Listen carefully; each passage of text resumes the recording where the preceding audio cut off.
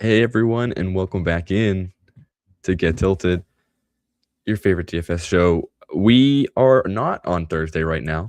It's now currently Friday.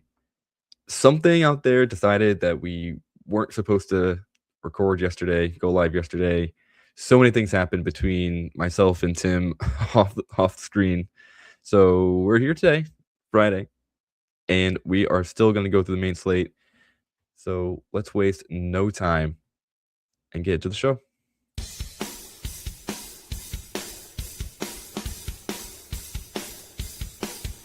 You're listening to Get Tilted, only on Fantasy Now Plus.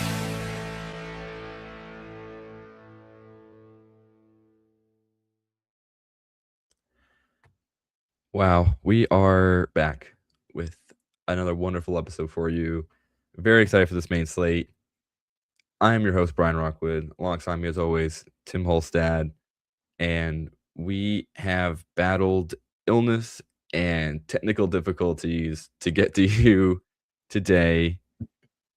Tim, how are you handling how are you doing after yesterday's a little bit too much excitement? I'm good. My power went out like 30 minutes before I was going to go live solo because you had some stuff to deal with as well. And then power didn't come back for 2.5 hours. Totally fine day, by the way. No weather, just apartment complex's power was just like, nah, I don't want to. So, and then I came back to the news of Kyle Pitts going for 40 fantasy points. So it was a day. You didn't have that on your bingo card? The 150-yard, 3-touchdown performance from Kyle Pitts? Unfortunately, it slipped my mind. I did not have that in my predictions. Someone out there put Kyle Pitts as their captain in a showdown slate, they are stoked. They could not be more excited to see the biggest meme turned like redemption story almost of Kyle Pitts. And it couldn't have come at a more inopportune time for Mike Evans' return in the hope of the Bucs to make the playoffs. I honestly cannot believe the fantasy playoffs started in such this like absolutely absurd way. Truly. Between Kyle Pitts' breakout game, Kirk Cousins somehow turning back the clock for 10 years, Mike Evans not missing a step, not even a little bit, just a massive game from him. And then Baker looking competent again. Just a great game if you had pieces of it not named the Tampa Bay Buccaneers defense or the Atlanta Falcons defense at least. Or Bucky Irving. Or Bucky Irving. Devin Culp managers, raise your hand. It's your time. Now is the time to say I told you so. Disgusting. Yeah. Just, yeah. And of course, right when the best ball playoffs start and right when your fantasy playoffs start. So you're kind of in a position already of like, if you have Kyle Pitts, you're going to do well and you're going to advance your playoff teams. And if you don't have Kyle Pitts, you better hope someone else scores 40. Someone as unique as Kyle Pitts to drop 40, honestly, because you can still believe that CMC or Jahmyr Gibbs, like they are more normal people to put up a billion points.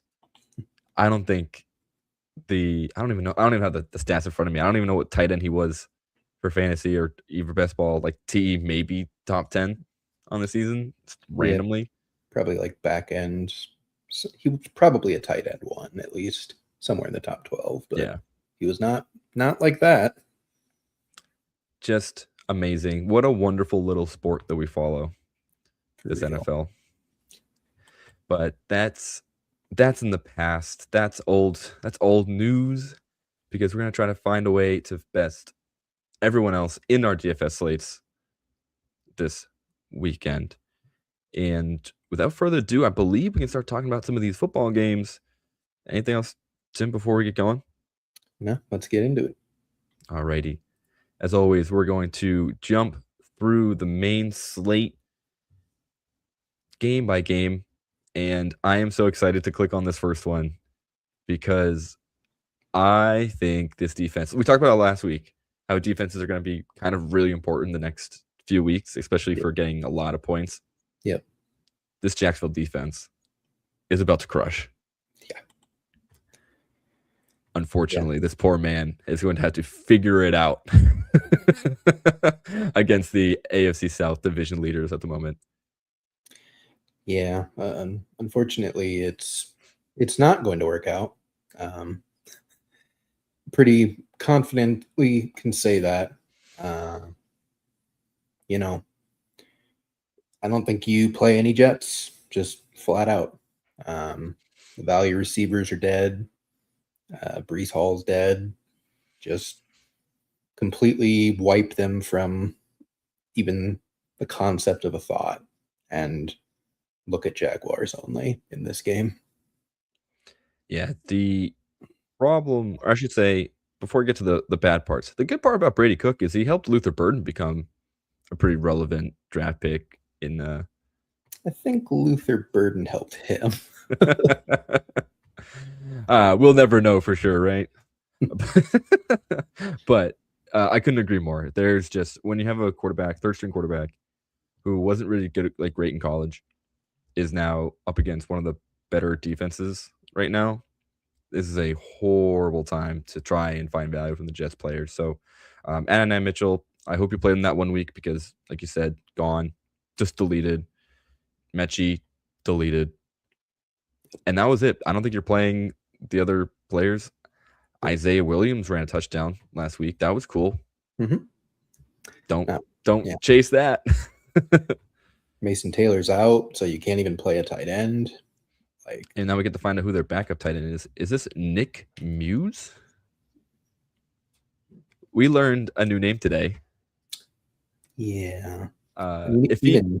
Even Ruckert is like, no thanks. Yeah. Hate to see it.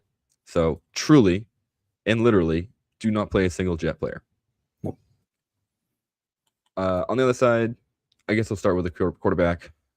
You can play Trevor Lawrence if you want to. I think it's a pretty good matchup. Yep.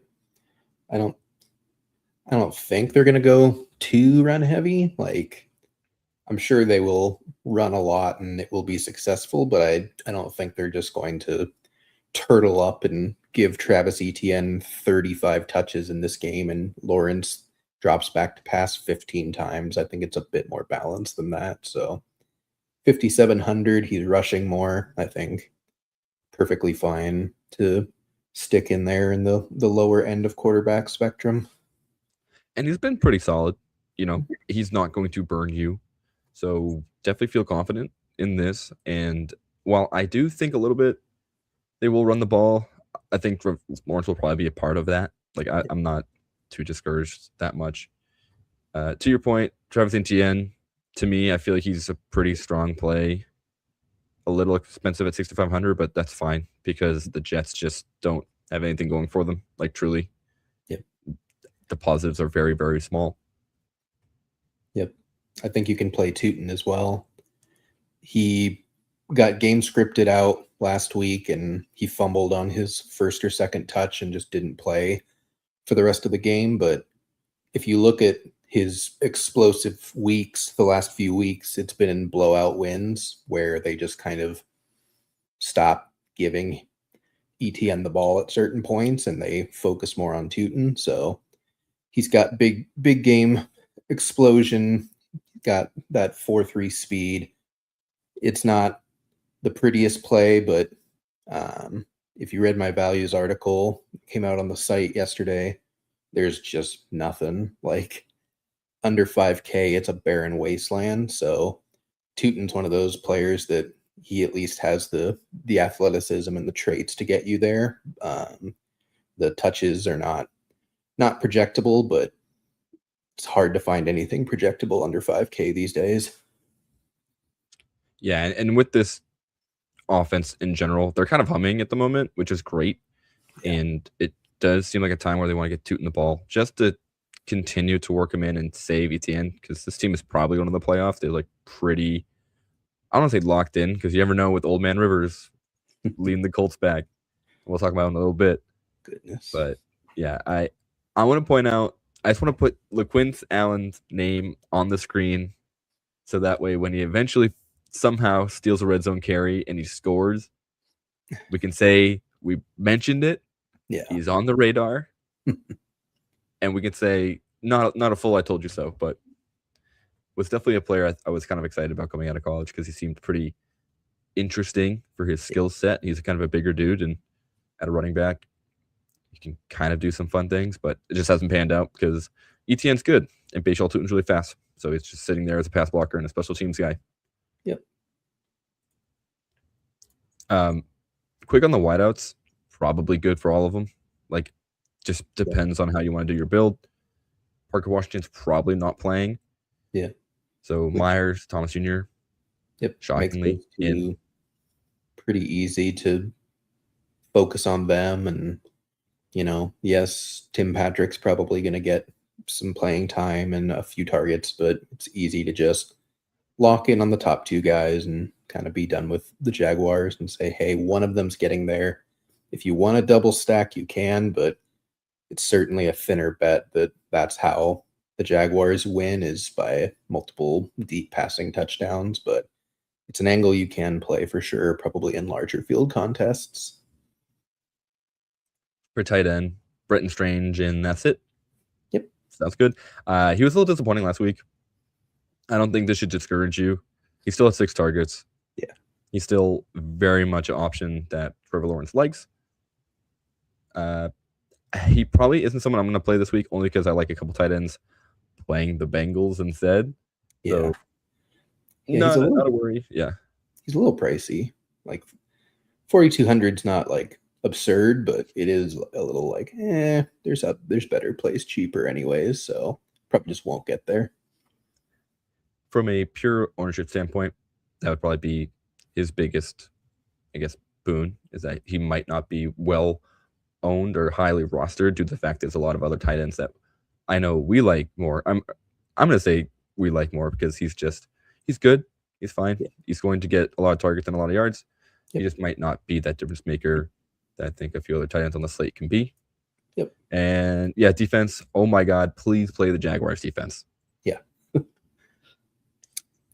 It might not be fully to the Seahawks level of the past 2 weeks, but it could. I mean, we're talking about a undrafted rookie quarterback that's already on the worst offense in football. There's not a lot to worry about, truly. I think at most we see like a Breece Hall breakaway, like screen maybe. Yeah. There will be plenty of interceptions and sacks to make up for that. I promise you that. That's it. That's it for the Jacksonville, New York game. Oh my gosh. DraftKings, please let me just click the teams. There we go. All right. Browns. Bears. This is a game that I have no idea. Tim, you might have a better grasp of what's going to go, how this one's going to play out, but these are two teams that I can't predict anymore. They're unpredictable. They have two of the probably 3 most like live wire random quarterbacks in the league, and it's going to be bitterly cold. I'm talking like 10 degrees as the high, something like that.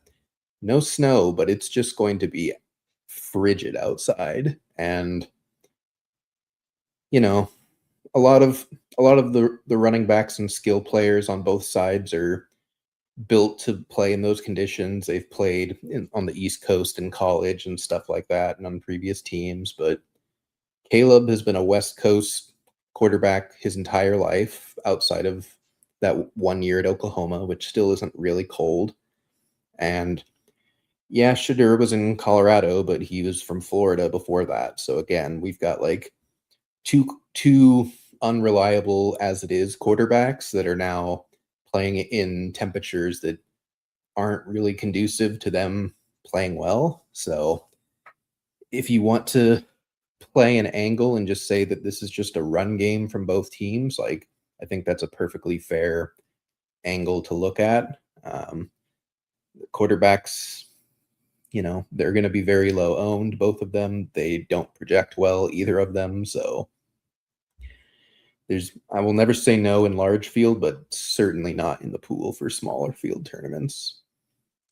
And what's really tough with the Bears in general is that they want to run the ball a ton.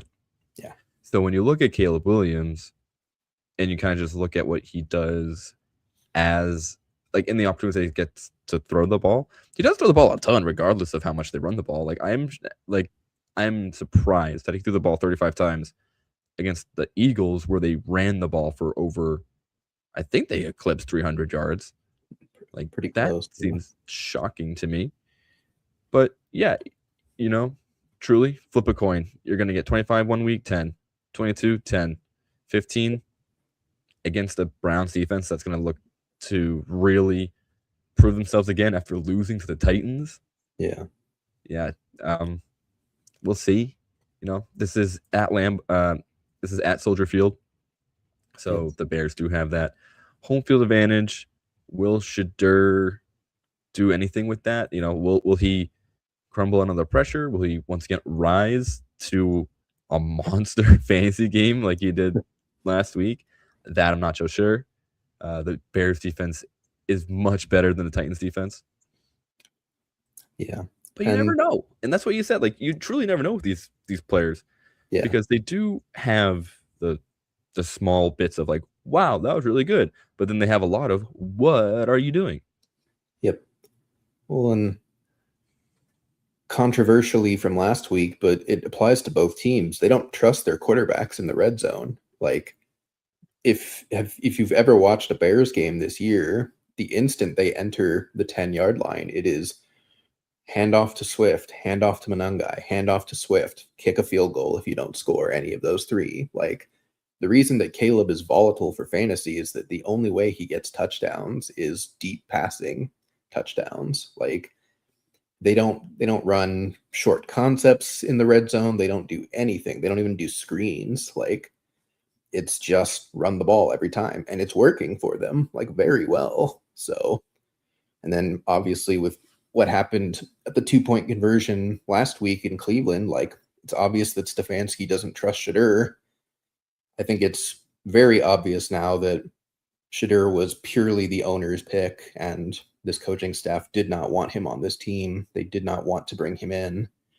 And we're kind of seeing that play out on the field, which is not really what you want. You would have loved the coaching staff to just give him the ball and say, go win, and they just won't. So I think, unfortunately, it's kind of just, you're going to get lucky every once in a while on both quarterbacks, but you will never be able to reliably say this is the spot for them. Unless it's against the Bengals, truly, or the Titans again. I think you've kind of missed that window. Yep. Which is, you know what? It is what it is. And that's kind of why DFS is so fun, because you can play certain players in certain spots that should crush. And there's one player I think in particular, actually in the next game, I'm very excited to talk about. I feel like there's a lot of players in the Giants Commanders game that we can like from DFS. But I'll keep it into this game because Judkins, Swift, Monangai, like just like you said, they're going to do numbers if the game allows them to, because just of the offensive philosophies on both teams, right? I kind of jokingly, hyped up Monangai before the season. Yeah. Because I knew he is very much more of a pound, like a pounder type of running back, but he has a lot of ability to move through the line in small spaces. I'm just happy that the Bears see that too, because this 1-2 punch that they have going on is pretty awesome. Yeah. He could have had a better game last week. I think he was stopped inside the 5 like once or twice by the Packers defense. Yep. So I'm not scared to play either Swift or Monangai against the Browns like I would have been previously. Yeah. Tony Pollard ripped off 100 yards against this team. Yeah, almost 200. Like, that shouldn't happen with Myles Garrett and Mason Graham, though I think Mason Graham may have gotten hurt because he was on injury report sometime this week. But either way, Judkins, also should have scored last week. Yeah. I think he had his 58-yard reception down at the 2. And I think they threw the ball like twice or 3 times and then kicked a field goal. Judkins may have gotten stopped too. Something ridiculous happened. But all 3 of these running backs should be in play if this is the route you want to go. Yep. They're all semi-touchdown dependent, but they're all cheap enough where that's fine. Like basically everyone at their price tags is touchdown dependent. So I think this is as good a game as any to make that bet and expect that, again, as we said, they're probably not putting it in either quarterback's hands in the red zone. So it's just how many times do they get to the red zone? I would like to say a bunch, but it will be a tough game because it's going to be cold, because it's at Soldier Field. We'll see how it all goes. Yep. Now, unfortunately, this is the column I don't care for. I don't know if I'm playing any wide receivers in this game. None of them really spark joy. Yeah. Especially you burnt us, Mr. Burden. He did fine. Like there's just no touchdowns. Like there is no red zone targets. I can take it back. Yeah. There's nothing for these guys. And Caleb only completes like 55-60% of his passes. So you kind of have to just accidentally get the long touchdown for anyone besides Rome to pay off. And Rome isn't paying off because when they get in the red zone, they just have stopped looking at him. They're like, all right, we're just going to run it until they stop us. And most teams haven't. So yeah, I don't even know if Rome plays again. If Rome's not in, 4,800, I guess you can go again. I guess you can re-roll. He's fine. 11 points isn't that bad. I'd probably play Loveland in that case, to be honest. Just tight end is more valuable to get a cheaper guy, and he's a bit better suited for cold, gross weather. So I do want to briefly just point to Judy. If you do a quick number crunch, his entire production came on that 160-yard touchdown. Yeah. Do we care? I'm a little out. He's not cheap enough to care. 4,400, still not cheap enough. No. Fair enough. Because it's just going to be 6 targets, 3 catches, and either 18 yards or 80 yards, and you're never going to know which one. And against this good Bears passing defense, I'm a little worried it's going to be the 16 or the 18 option. Yep. Okay, let me get out of here because I do like these top 2 guys, the rookies, Fannin Jr., Colson Loveland. Awesome. I do think Fannin probably is the wide receiver 1 on this team. Yep. And I think he's someone that you can certainly feel good just plugging and playing. Yeah. He's completely different with Shadur. He gets much more valuable looks. He gets way more looks. Like he's way too cheap at 4K. He's probably going to be the chalk tight end on the week for cash and for a lot of smaller field stuff. So he might make our lineup. Spoiler, I'm not sure yet. We'll see how it fits, but he's probably who I'm going to suggest for it. And I don't really care about game conditions. He is basically game script proof because they just always throw him the ball. Because he's just a Madden player. He's just a Madden creative player. He's just a freak athlete that does cool stuff. Yeah. He's just a quick fun fact. If I'm remembering this correctly, he is the league leader at the tight end position for broken tackles forced, and he is double number 2 in the league at the tight end position. Stupid.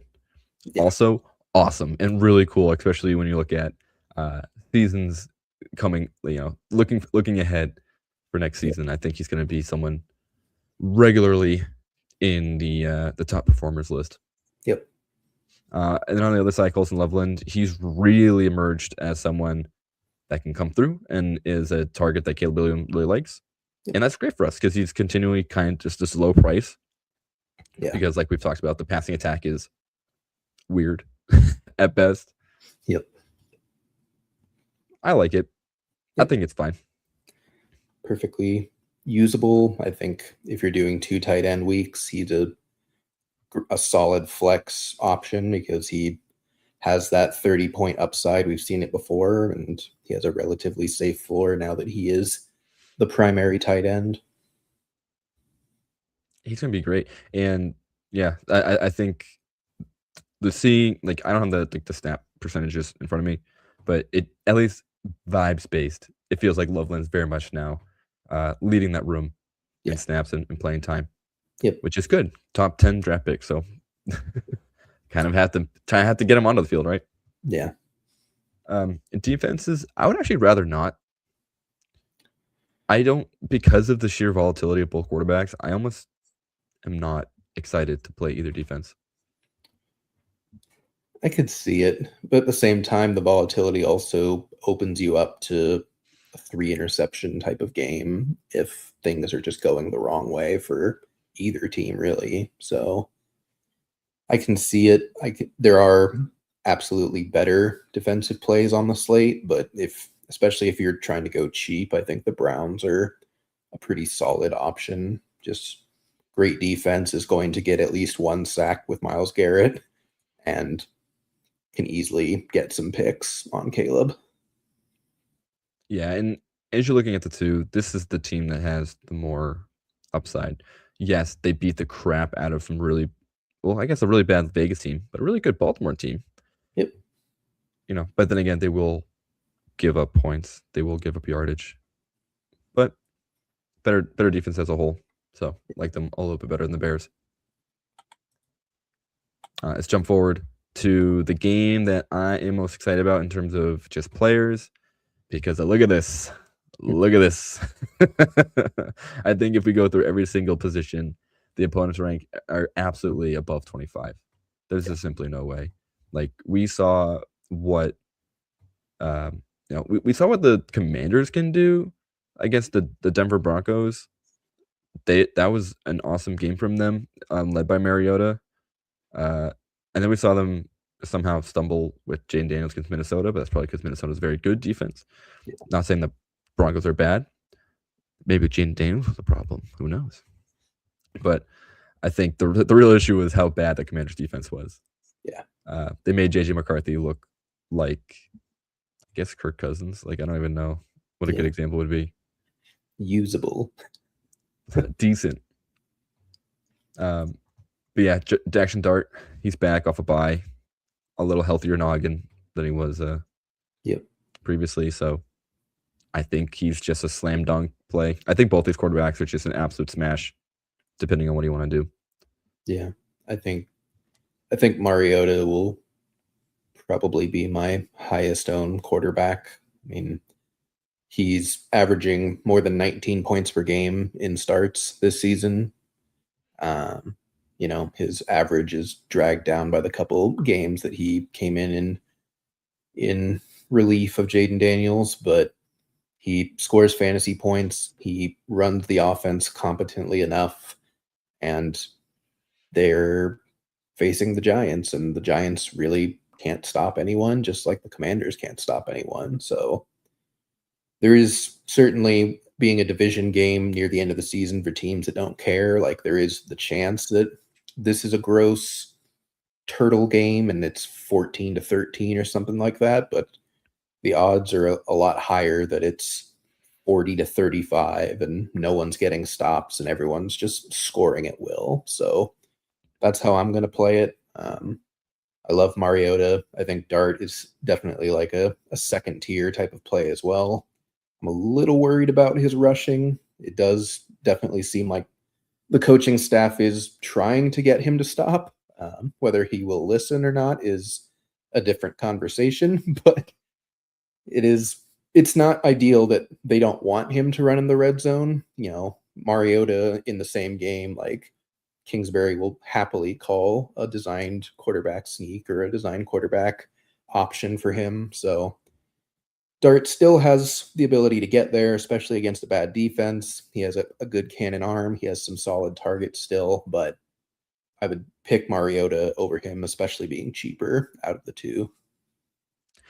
One thing I will say about this game, I do think there are a lot of people and coaches playing in this game for a job.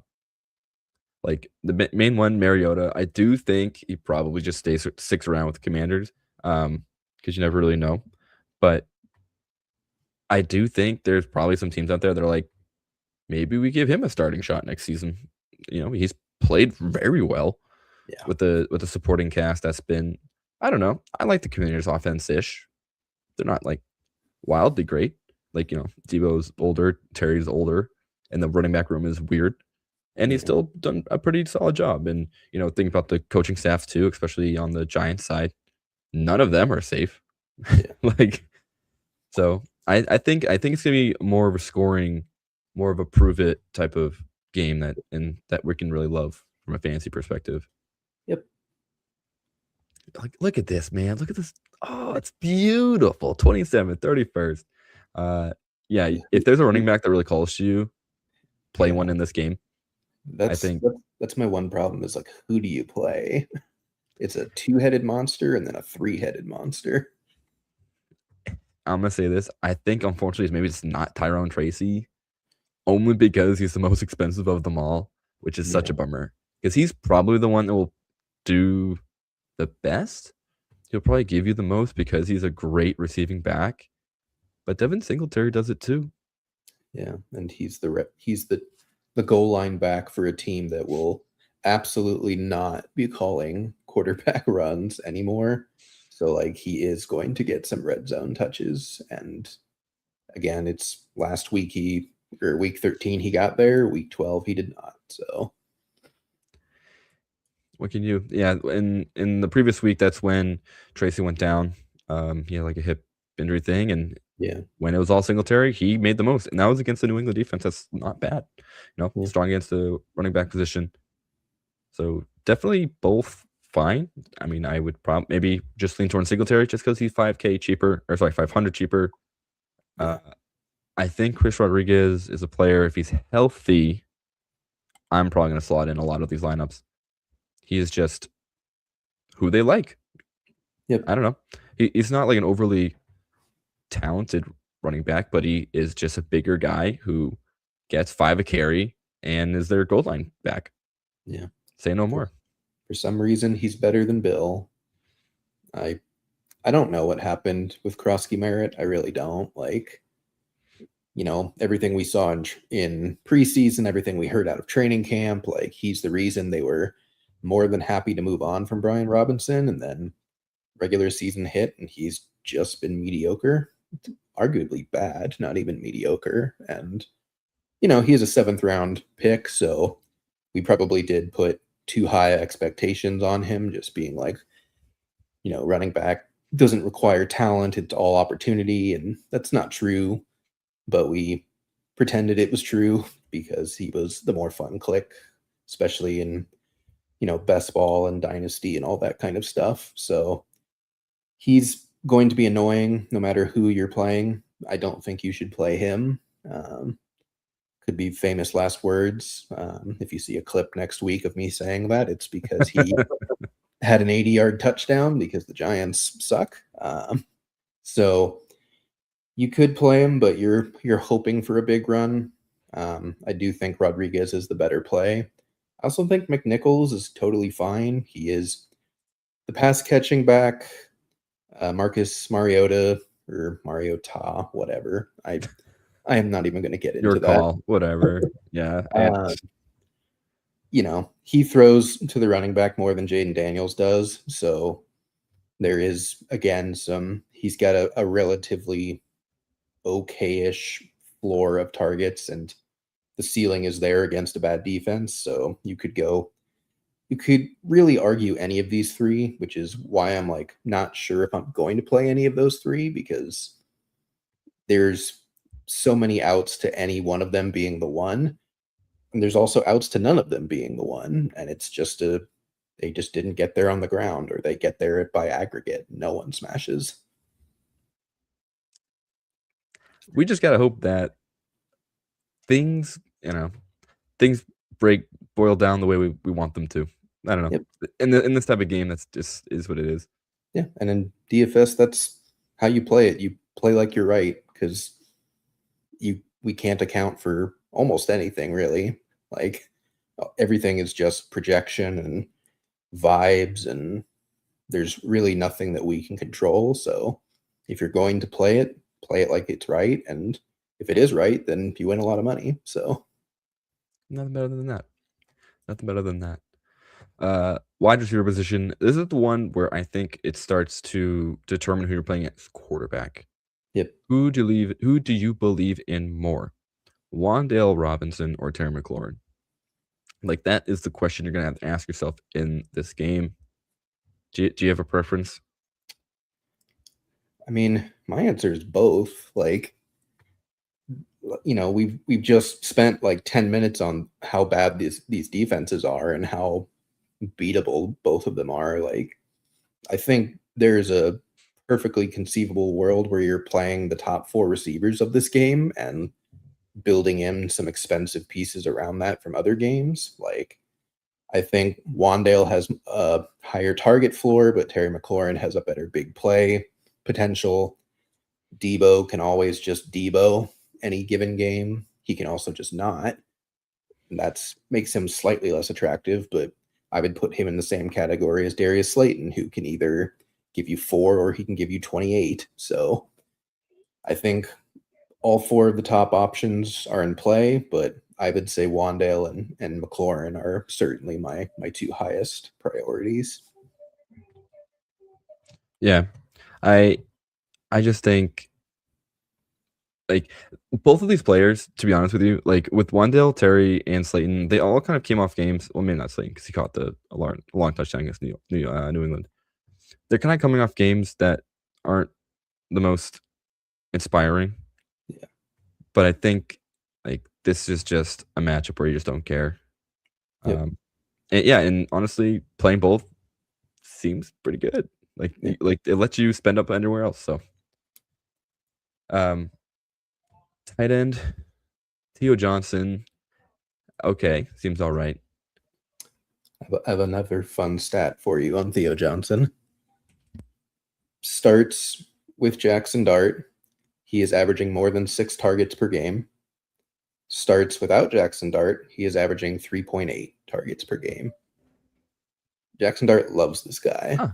Okay. He feeds him to, like, if every double-digit game you look at in the game log is pretty much from Jackson Dart, and everything that's not is pretty much Jameis or Russell. So he's probably not going to give you 30, but he absolutely could just give you a nice cheap 15 for 3,500. And that was week 5 when he caught 2 touchdowns. Yeah, I don't know if that's happening again, but it's not out of the realm of possibility because they like him in both red zone and in deep shots. He has had I wanted to, like, write this down so I can go back and look at it because it feels like he's one of the receivers on this team that gets, like, shots like over 20 air yards regularly. Yeah, which and a lot of goal line shots because Wan'Dale is 5'9". No, but he's really quick though. Trust me. Give him just like 8 more targets. Yeah. Yeah, I don't know. This is the play, man. This is the one. Get excited. Ben Sinnott. It's his time. This is his Trey McBride ascension game loading. If for those who are listening in who don't really know why I'm excited about Ben Sinnott, this is like one of the dynasty draft darlings that a lot of folks who are too plugged in really liked out of college. Super athletic dude. He went to Kansas State, and I think he was second or third round pick. Second, yeah. So you don't really draft a tight end in the second round if you don't use them, unless of course you're stuck behind Zach Ertz for whatever reason. Yeah, twice. we have 2 nickels. But it's so weird that it's happened twice. Truly, like, and honestly, I guess we'll do a little more history, then I'll stop because we're already We have so many more games to look into. Trey McBride was stuck behind Zach Ertz as a second-round pick over in the Cardinals. He gets hurt. Trey McBride's now who he is today. Yep. Ben Sinnott, this is your time to shine again. At 2,700, like this is pure punt. Believe it. Just go for it. Hopefully he finds a way because all he has to do is out-snap John Bates. Yeah. Who is a run-blocking dude. He is not really catching passes. Yep. I'll say this, if it doesn't happen now, it probably will never happen for him, but everything is lined up for him to get the opportunity to do so, and the other healthy weapons probably helps him more than anything. So yeah, I think he's a viable punt, and there's very few of those out there. So definitely have him in your player pool for this week. Be a part of history. Cue up Ben Sinnott. Call your senator. Don't play defense. No. Don't play these defenses. Nope. All right. Battle for the AFC North. Baltimore Ravens, Cincinnati Bengals. Goodness gracious, what do you do here? Because like you can play either QB. They have a really good shot of being the week winning QB, and they also have the chance to just fall flat on their face. I think Burrow is more safe, oddly enough, just because Lamar Jackson has been kind of bad the past few weeks. But yeah, I believe last week he kind of got it going again. Yeah, against Pittsburgh. Better. He ran more. Yep. I don't know. Tell me if I'm playing one of these quarterbacks. I would in large field.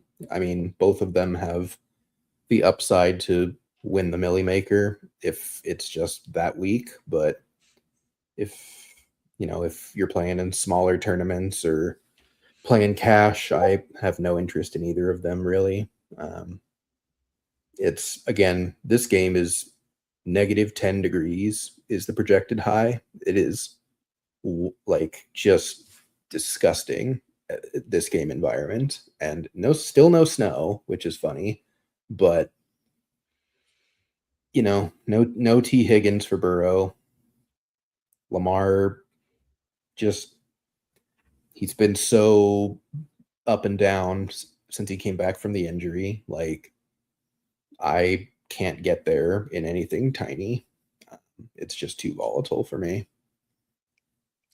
Fair enough, because truly my biggest issue with these, mainly just Lamar Jackson, is that there's no stacking potential with Lamar. So that, I mean, at wide receiver, I'll get to the tight ends in a moment. But when you look at just the options that he's throwing to, it's Zay Flowers and nobody else. Like I don't think Rashad Bateman's doing what we thought he would do. Yeah, like Zay had a huge game. This was his first huge game since week 1. Yeah. He's just a volume guy. Purely. He has 1 touchdown on the year, and it was in week 1. Like, what? That's absurd. I didn't know this. I thought he scored last week. Yeah. Okay. He will never get red zone targets. He's not big enough. All of their other weapons are big, and they have Derrick Henry, and they have Lamar Jackson. So, like, he's basically the wide receiver version of Caleb, where it's like, if it's not a long touchdown, it's not happening. And you're hoping for volume. And last week he got the volume. And then in the last meeting between these two, he didn't get the volume. He got caught 2 passes. So, he's playable, but it's not fun. I am beside myself that he's about to be a 1,000-yard receiver. Like it's going, like there's too many weeks in the season left for him to not hit that mark. Yeah. This is bonkers. But good for you, Zay. The least valuable 1,000-yard receiver we've ever seen for fantasy. But he's so good for real football. Yep. But for fantasy, he's just useless.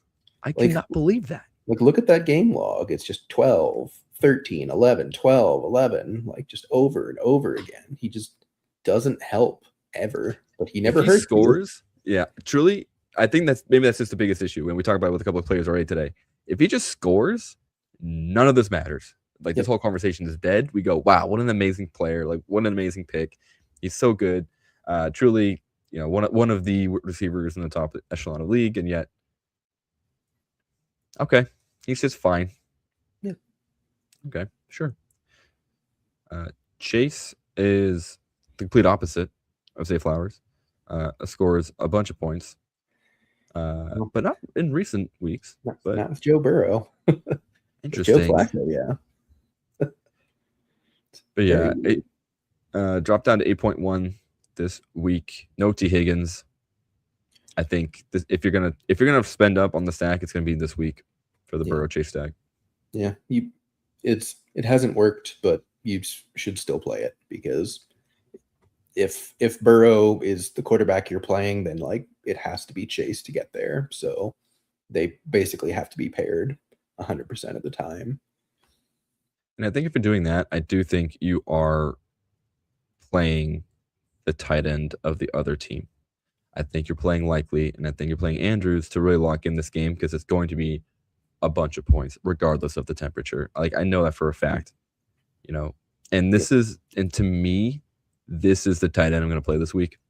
Yeah. I think Likely, last time they played, he was 95 yards, pretty much had a touchdown, but just couldn't hang on to the ball at the 1 yard line. That's an 8-point swing. Yeah. I think he does it. I think he does it correctly this time around. Yep. And I think you can play Gesicki on the other side as well, because T. Higgins is out. So he's now back to being random slot wide receiver. And when he's random slot wide receiver, he scores fantasy points. So I think all three of these tight ends are viable. I think you should have lineups where you have two of them, one in your flex, and you can mix and match how you want to do those combos. But I think all three are probably three of your 6 best tight end plays on the week. Yeah, no doubt. Like, I think it's always so funny that Gesicki will just disappear for 8 weeks, 9 weeks out of the season. And then for like a 3-game stretch, he's just Superman. Yeah. No reason. It just happens. Happened last season too. Yep. I think, not to bring up too much best ball in, but if you draft T. Higgins next year in best ball, you should draft Mike Gesicki, because any games that T. Higgins misses, you basically just get T. Higgins with Mike Gesicki. So guaranteed points. And I'll tell you what, T. Higgins will miss time. It's in his contract. Quickly looking at the running backs here, Derrick Henry. Yep. I want to say yep. Yeah. Justice Hill is out. It's cold, like disgustingly cold. The Ravens have to win this game. Like, they cannot afford to drop both games to the Bengals. They're going to give him the ball. Keaton Mitchell probably plays, but is not going to he's not going to take any high value touches away from Derrick Henry. So I think he's cheap. You just play him. If he doesn't score a touchdown, oh well, but that's how he's been all his season. And it's just kind of the process of he can also score 3. So you should play him at least a little bit. And the opposite side, Chase Brown, very similar to me. I think he is losing some touches to Samaje Perine. I don't think it matters. I think he's just a little better of a player. He's a much better passing down back. 7 for 7 last time these teams faced. I see something very similar this time around too. And, the Bengals are at home this time around. Hopefully should be even better. But I think both running backs are in play. This is kind of now, a bunch of expensive options, but they are options that should return value pretty safely, in my opinion. Yep. And don't play the defenses. Please don't. Certainly not Bengals.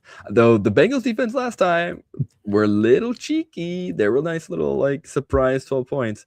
I don't think we get that again. I think that's very much a one-time weird Lamar still hurt type of weird Thursday night. Or that was a Thanksgiving game, a Thanksgiving night game, or the Monday after. I don't know. They had an island game. Sunday night, maybe. No, it was Thanksgiving. Yeah, because Joe Burrow asked, "What is this?" And it was like a crab, and he was trying to eat a crab or something. Do you see that clip? Yeah, because they were in Baltimore, and so they were trying to add some, the Maryland flair to the Thanksgiving post game, and so he was like, "What is this?" And they're like, "It's a hard shell crab. Don't eat that." That's right. Because usually it's the Lions, the Cowboys, and who's the third team that's always Thanksgiving? I think it's just whoever people think would be fun. There's probably a method to that madness in terms of the third team, but yeah, it's always Lions, Cowboys for sure. And since they played each other, it opened up another game. I was like, since when do either of the Bengals or the Ravens play on Thanksgiving? And then it makes sense since Cowboys and Lions played each other, and usually they each have a slot. Yeah, no, Cowboys played the Chiefs, and then the Packers played the Lions 2 weeks ago, man. Who knows? What even is the passage of time? What even is today? It's all wacky anyway. It's Friday. For some reason, I just think we're having a Saturday game too. Goodness, lock in, Brian. All right, let's head over to Houston, where Jacoby Brissett will once again attempt to do the unthinkable against the best defense in the NFL. Just play him. He's just getting cheaper, and he just always puts up 20 points. He did it against Seattle. He did it against the Rams. Like, I know the Texans are just as good a defense, but I don't think they're like markedly better than the Seahawks are. I think they're in the same tier. And the recipe for this game almost certainly is going to be the Texans jump out 14-0 because the Cardinals can't run the ball because they have their fourth and fifth string running backs running it. And then Jacoby throws 50 times. Like, he just does it every week. And yes, he might throw a pick or two. He does it consistently. He's also throwing 2 to 3 touchdowns. Like, it just happens every week. And until it doesn't, play him. It's so amazing to me that this offense can work this way with Jacoby Brissett, but not former MVP Kyler Murray. It is just, from an outsider standpoint, it's just fascinating, and I could not imagine how frustrating that is as a Cardinals fan. Yeah, I mean, I've broken it down on Blue Sky before, but basically, this offense is the worst possible schematic offense for Kyler Murray. It's a offense that requires taking the ball under center, play action, and standing in the pocket and delivering the ball deep. And Kyler does 0 out of those 3 things. So it's just was never a good fit. And for some reason, the offensive coordinator refused to adjust his play calling to fit Kyler and instead tried to get Kyler to fit the play calling. And that's what you got. And then you got someone like Brissett, who's a much more traditional stand in the pocket, Big Ben, gets smashed, doesn't matter, throw it deep, and it works great. So I don't think Kyler's bad. I just think this is the worst possible system for him. I couldn't agree more. And truly, I do think it's a little on the OC, but hey, you play with what you got and you do what you think you can do, and you win 4 games and lose a bunch. Yep. Unfortunate. Oh, cool. Well, this is a kind of a fun question. Pick one: Juwan Johnson, Jordan Addison, Alec Pierce, Romeo Doubs, or Jaden Higgins. To me, this one's a layup. This one's probably Juwan Johnson. I imagine that's the 49ers receiver, Juwan Johnson. I think he is just the number one of these players that is probably the most reliable end zone target. I think you mean. Do you mean the Saints TE? Oh, okay. Yeah. Then no. I mean, could still be him. I would probably go Jaden Higgins. Like, we'll talk about this in a couple seconds, but Higgins is very clearly the wide receiver 2, like in the second option in general for the Texans. The Cardinals defense is banged up beyond recognition. They're tied for the league lead in most players on IR. So, Nico's probably going to get there, but I think Higgins could also get there. It's really just, it's kind of a coin flip between Johnson and Higgins. I think Higgins has a slightly better ceiling and Johnson probably has a slightly better floor. So choose which you need more. Typically, I would say Alec Pierce, but how do you predict Phillip Rivers' first game against the Seattle Seahawks? Yeah. Truly, that is a gamble I'm not willing to take. I don't even know if it's going to be Rivers. Like Leonard's fully healthy. They might just no. like That will be Riley Leonard. he's off the injury report. And Oh God. like if it is Rivers, it might be good because he has no other choice but to stand in the pocket because God knows he can't move. But We'll see.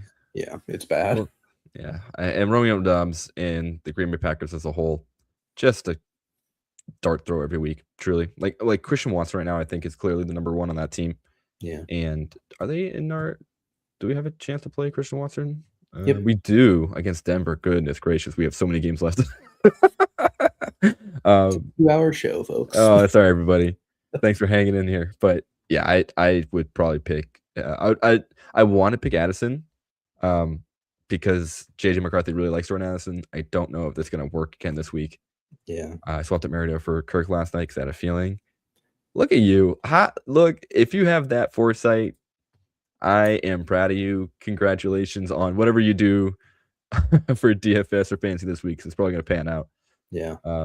Great call on that one. I mean, the Tampa Bay defense has been disappointing recently, so I think that's a great read on your end there. I want to look at Minnesota. They are not on our slate, so we don't. The Sunday night game, and they are who are they playing? Do you remember? Off the top of your head? No, I know the Monday night game, but Sunday night is escaping me. Mr. Vengeance, do you know who the Vikings are playing? I could easily type in ESPN, but my keyboard's so loud. I don't really want to do that to everyone's ear holes.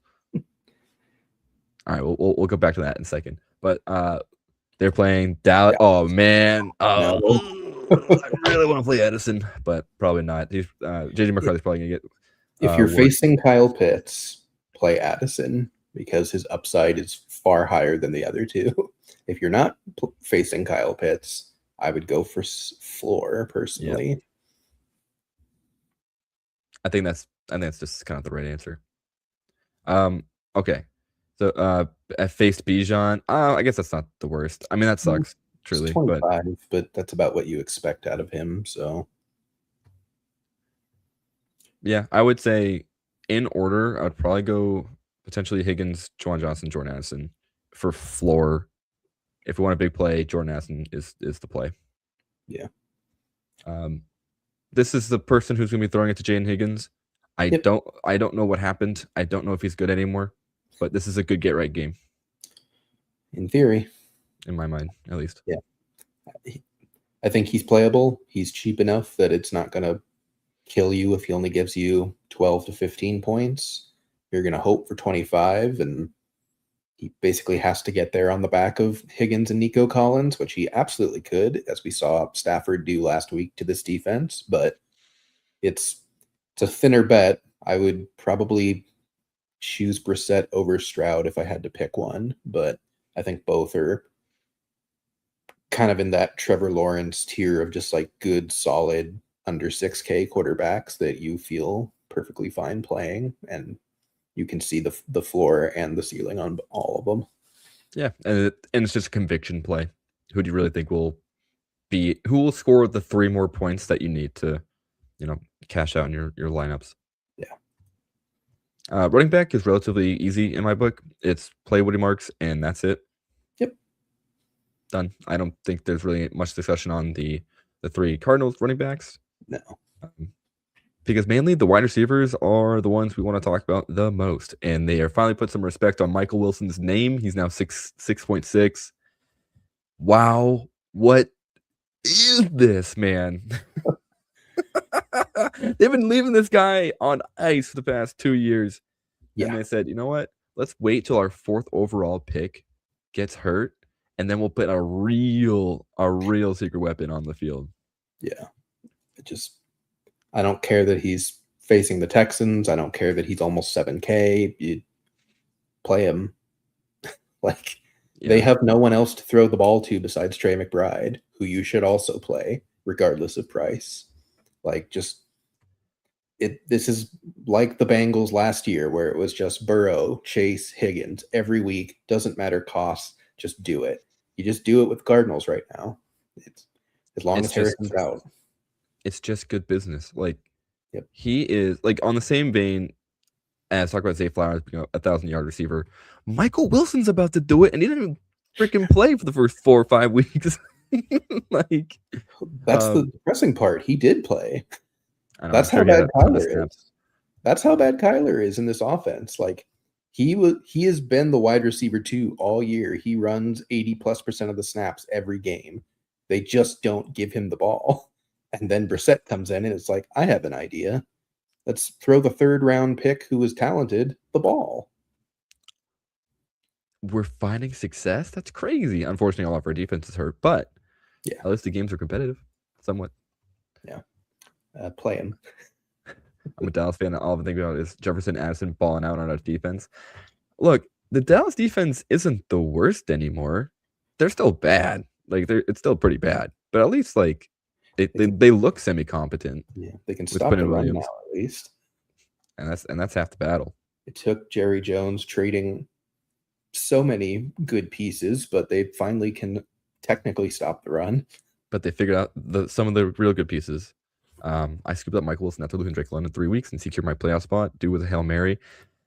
We even said it on our show real quick that you shouldn't really look at Michael Wilson as an option in DFS a few weeks ago because nothing, and I like truly, like, in all jokes aside, like nothing analytically, nothing like tape wise would have told you that Michael Wilson will like ascend to the way that he has right now. And and if anyone out there like can correct me if I'm wrong, but like it was really just like the baseline stuff of Michael Wilson or like a good draft capital. He's on a team that needs a wide receiver. He just has to work on, becoming an NFL wide receiver. And if those things hit, he's going to be good. Yeah. Hit a few injury problems in college as well that I think knocked his stock down a bit. But I mean, he was a solid producer at Stanford. And like, that's unfortunately another knock against him. And that, like, not to keep going on the Michael Wilson show, but like Stanford's not really a football school. Yeah. I mean, just pull up his game logs again. Like look at this. His low as the primary wide receiver is 15 targets. His low. That is like, I love them. Like, I mean this. I love Jacoby Brissett and Michael Wilson because they are doing like the simplest thing. It's just the simplest thing. Throw it a lot to your good player. And things happen. Yeah, it's what we beg for in fantasy. And someone's finally doing it, and people are just like, but what if Jacoby Brissett pumpkins? It doesn't matter. Just play it.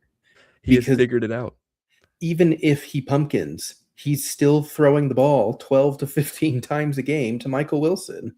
And all Wilson has to do is score 1 touchdown and catch half the passes, and you've got a great play. It doesn't matter how expensive he gets. Like, when Marvin Harrison's gone, you're playing Michael Wilson and you're playing Trey McBride every time.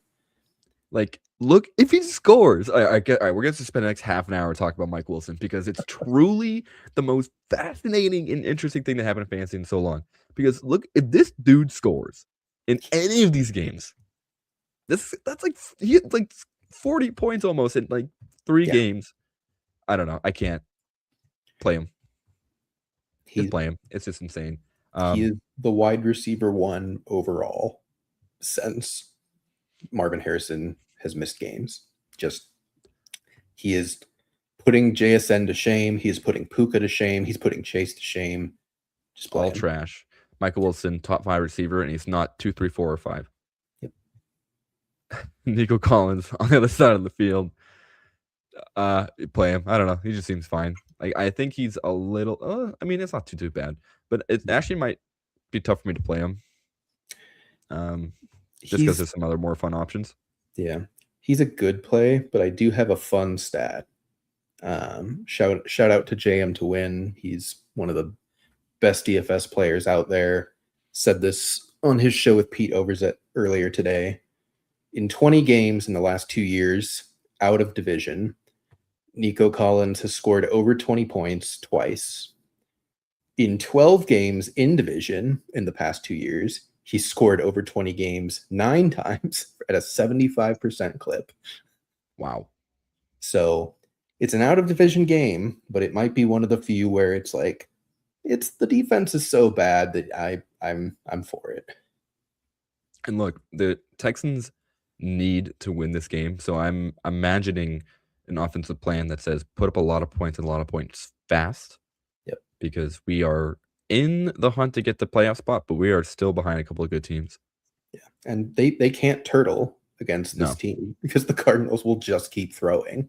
So there's, even if they get up early, like there's still plenty of opportunity that they just have to keep passing to stay ahead. So I don't think there's as low a floor as you might expect for Nico. For sure. And I wanted to talk about running backs, but I do want to talk about Jaden Higgins real quick because I think he will be involved in this game. Not as exciting of numbers as Nico or Michael Wilson, but hey, look, he's 4,200. Yep. He's going to get 5 targets. He's probably going to get close to 7 or 8. Yeah. I think that's all you really need for a player this cheap to return on value. Yep. Touchdown upside too. So love that. Woody Marks, play him if you are looking for like that kind of second tier running back. In my mind, I think if Nick Chubb, I believe, is still hurt. Yeah, he's out. Yeah, he's out. I don't think he's gonna get vultured by Dare Agumbawale again. So, but yeah. So I think he should still be pretty solid. Yep. That's it. I don't think it. Oh well. All right. We'll see how much he costs. Only 7,400. Play him. Slot him in. He still had 9 targets last week.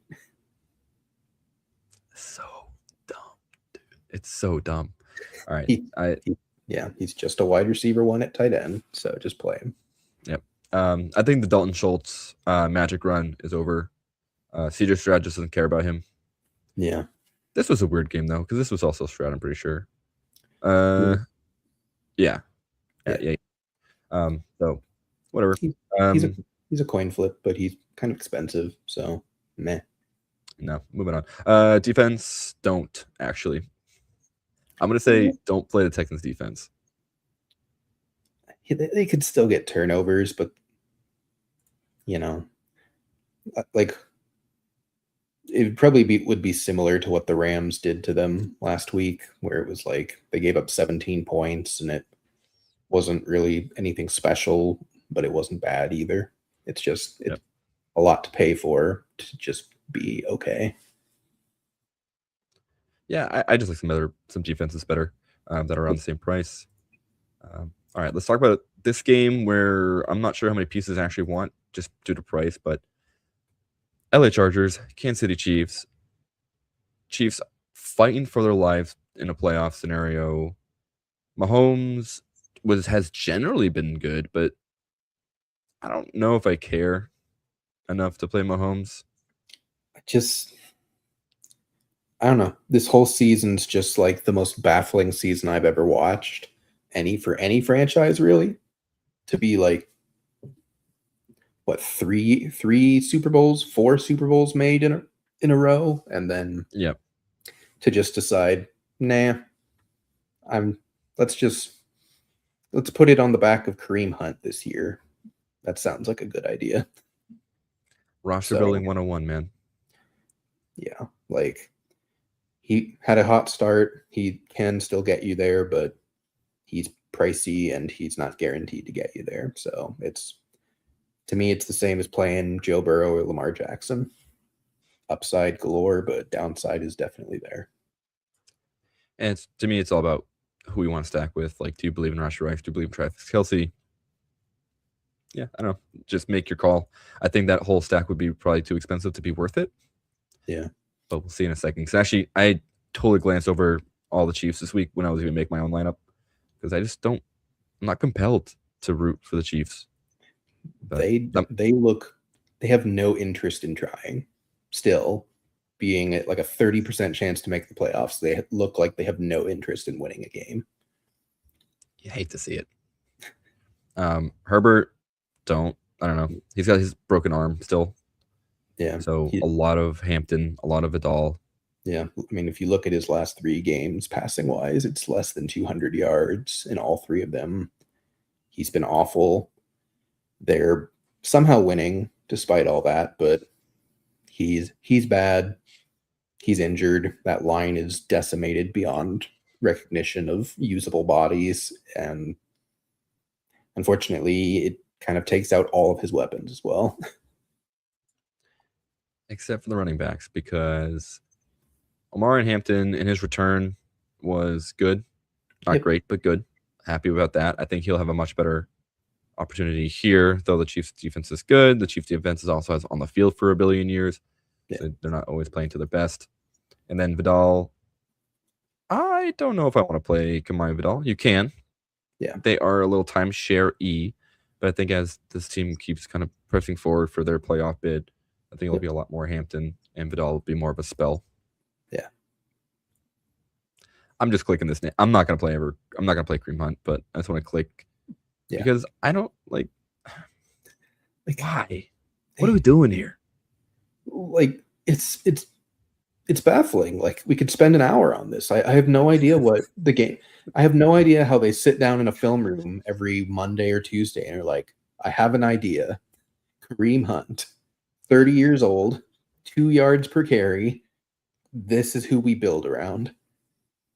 Have you considered halfback dive with Kareem Hunt? Maybe. Unbelievable. And then like this is Hurts Pacheco, who's also just been useless, which is a shame. He's done, at least. And then just gone. Yeah. And Brashard Smith is just non-existent. He's going to be my favorite click in Week 18 when the Chiefs are out of it and they have to play all of their bad players or their bench warmers, and I'm going to have so much Brashard Smith in Week 18. Don't sleep on him. He's coming back, baby. Soon enough. Sooner or later. You can't escape him. We probably should have known that the running game was doomed when he was the first signing in free agency by the Chiefs. And Mr. Glass himself. And he's suited up 1 game this season. God. We'll always have that magical season with Elijah Mitchell. Yeah. But, yeah. Yes, I don't know. None of the running backs really spark a lot of interest here. Well, wide receivers, Rashee Rice, like I said, it's just so expensive, man. Like, Rashee Rice is truly a great wide receiver. Yeah. Like, very, very good. He kind of disappeared against a good defense. I do think he has a chance to come back here. Like, A.J. Brown was great last week against the same Chargers defense. Yeah, I don't know. He's just so expensive. He's definitely someone worth hovering a few times. What do you think? He gets 8+ targets. The Chargers are like a middle of the road type of defense. I think he's just going to go back to being good, to be honest. And he'll probably be lower owned because people will see last week and be like, ew, what if that happens again? And it might, but it's not very likely, to be honest. I mean, he's consistently just been over 20 points for most of his games that he plays, and even the ones he doesn't, he's still getting 8 targets, and it just doesn't hit that week. So I think you play him relatively confidently, and I think he's someone I would probably rather play without Mahomes, because Mahomes needs other pieces to get there, and I don't really want to flip 6 coins on which pieces those would be. No trust in Noah Gray. Come on, man. Or my boy, Xavier Worthy. I mean, Hollywood's out this week, so it's in theory more condensed, but the Chiefs don't operate that way. They're just going to put Juju Smith-Schuster in that role instead, and it's going to be disgusting because, yeah. Man, like they just plan all the hits from 2019, man. We always forget that Matt Nagy is their offensive coordinator, and I don't forget ever. We need to bring that more to the forefront of, like, as a reminder, this guy that was awful as a head coach and wasn't really that good before he was hired as the head coach is still their offensive coordinator. It is not Andy Reid, and Andy Reid, for some reason, thinks this is a good idea in consecutive years. Yeah, once in a while you rely too much on the magic of Mahomes and you forget who else is in that coaching staff, and you're like, Oh, right. Nagy does hurt us, I think. Yeah. They'll figure that out after the season, surely. Lam McConkey, I don't think you can play him right now, which is a true bummer. A lot of fantasy teams I have were relying on this man. Yeah. But Herbert, hurt hand, Yep. no good. I don't think you're really playing any of these other wide receivers. I think you can kind of get like I don't know, if you're really desperate, don't do this. That's too desperate. No, this is too this was fun though, huh? Remember this? Mm-hmm. That was cool.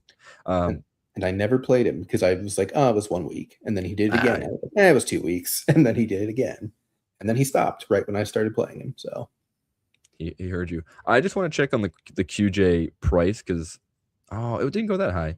Because at one point he was like wide receiver 1, on the season, and then I don't know. Around that happened. That is true. Who's also unplayable. I know. Sweet man. Just what a time again. Yeah. What a time. But no one's playable for the Chargers. Just Hampton and be done, unfortunately. Yeah. And I don't even think you can play Kelsey. Like you can. I should say this. But at 4,900, it doesn't like that's like a dead zone for me for tight end. Like if you're approaching 5,000 and you're like maybe, yeah, I'm out. I would just rather just pay up for McBride or go down towards Ben Sinnott.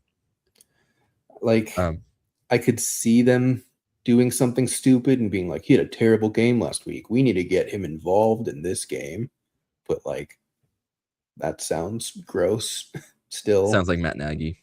Yep, and unfortunately, that sounds exactly like what he would do. Dude, why does Casey have so many tight ends?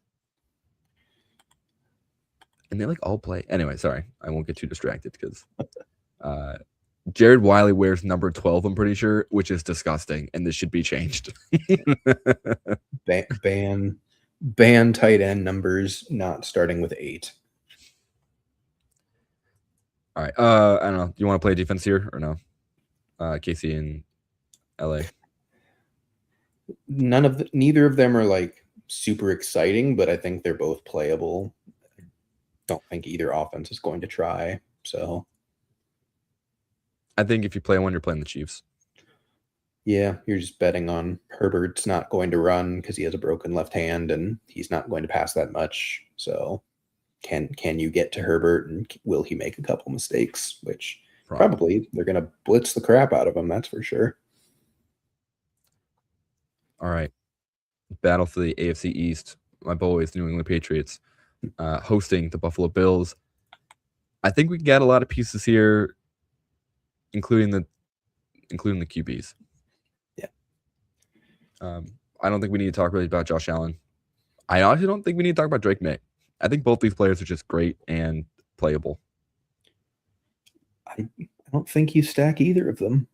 I That really is don't. Also a thing because I don't care if it's Stephon Diggs. His ceiling is not worth it. If anything, I'll play some Kayshon Boutte. Yeah, he's fine. He's the Tyquan Thornton of the Patriots, but better.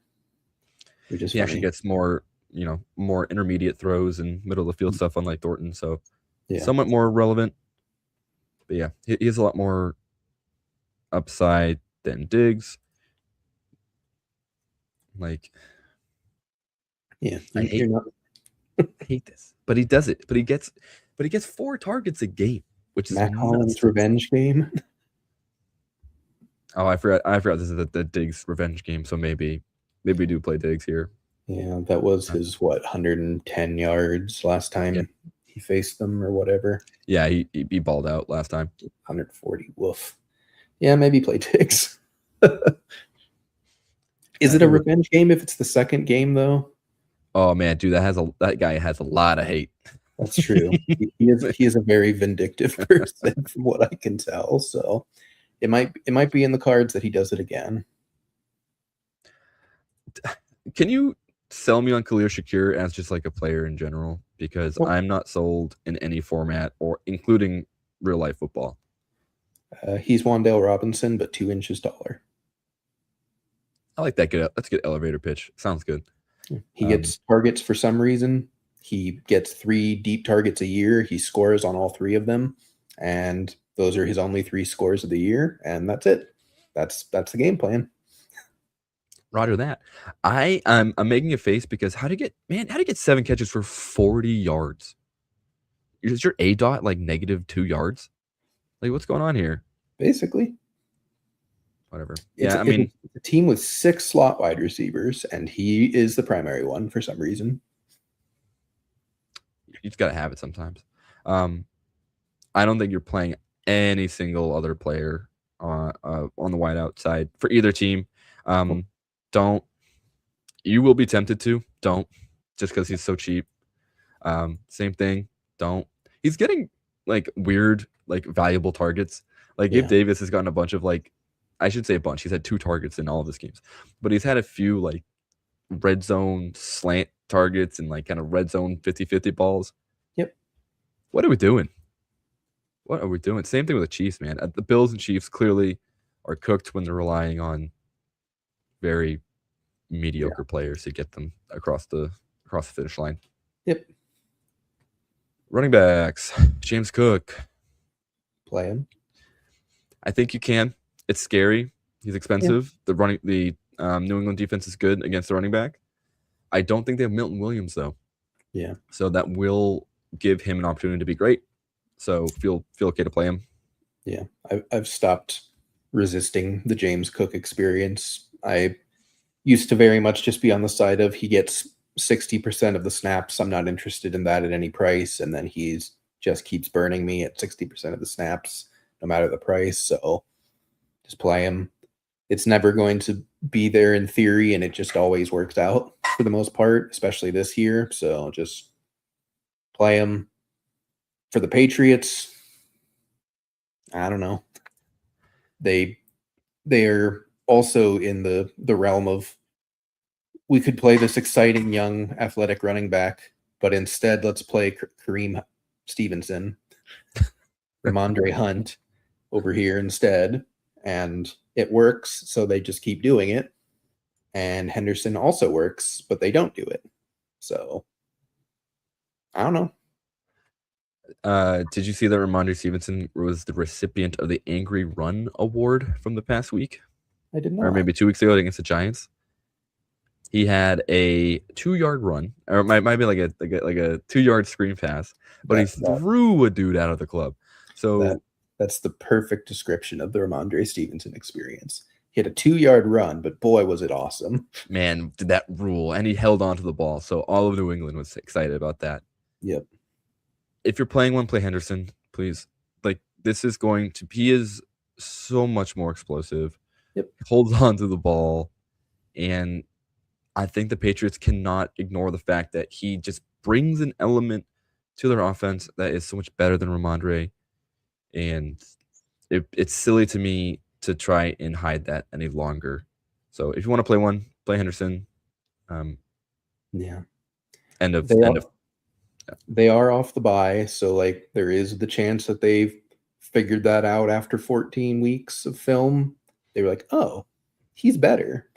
So there is the chance that he's a smash play. The Bills' rush defense is terrible, so I do think Henderson's playable, but it's unfortunately way thinner than it should be on paper, because Ramondre could just vulture him and keep him off the field too much to matter. So play him, but probably not in small field. Like, he's like the perfect millie maker running back for sure. Yeah. If just like he could get 40 or he could get 10. I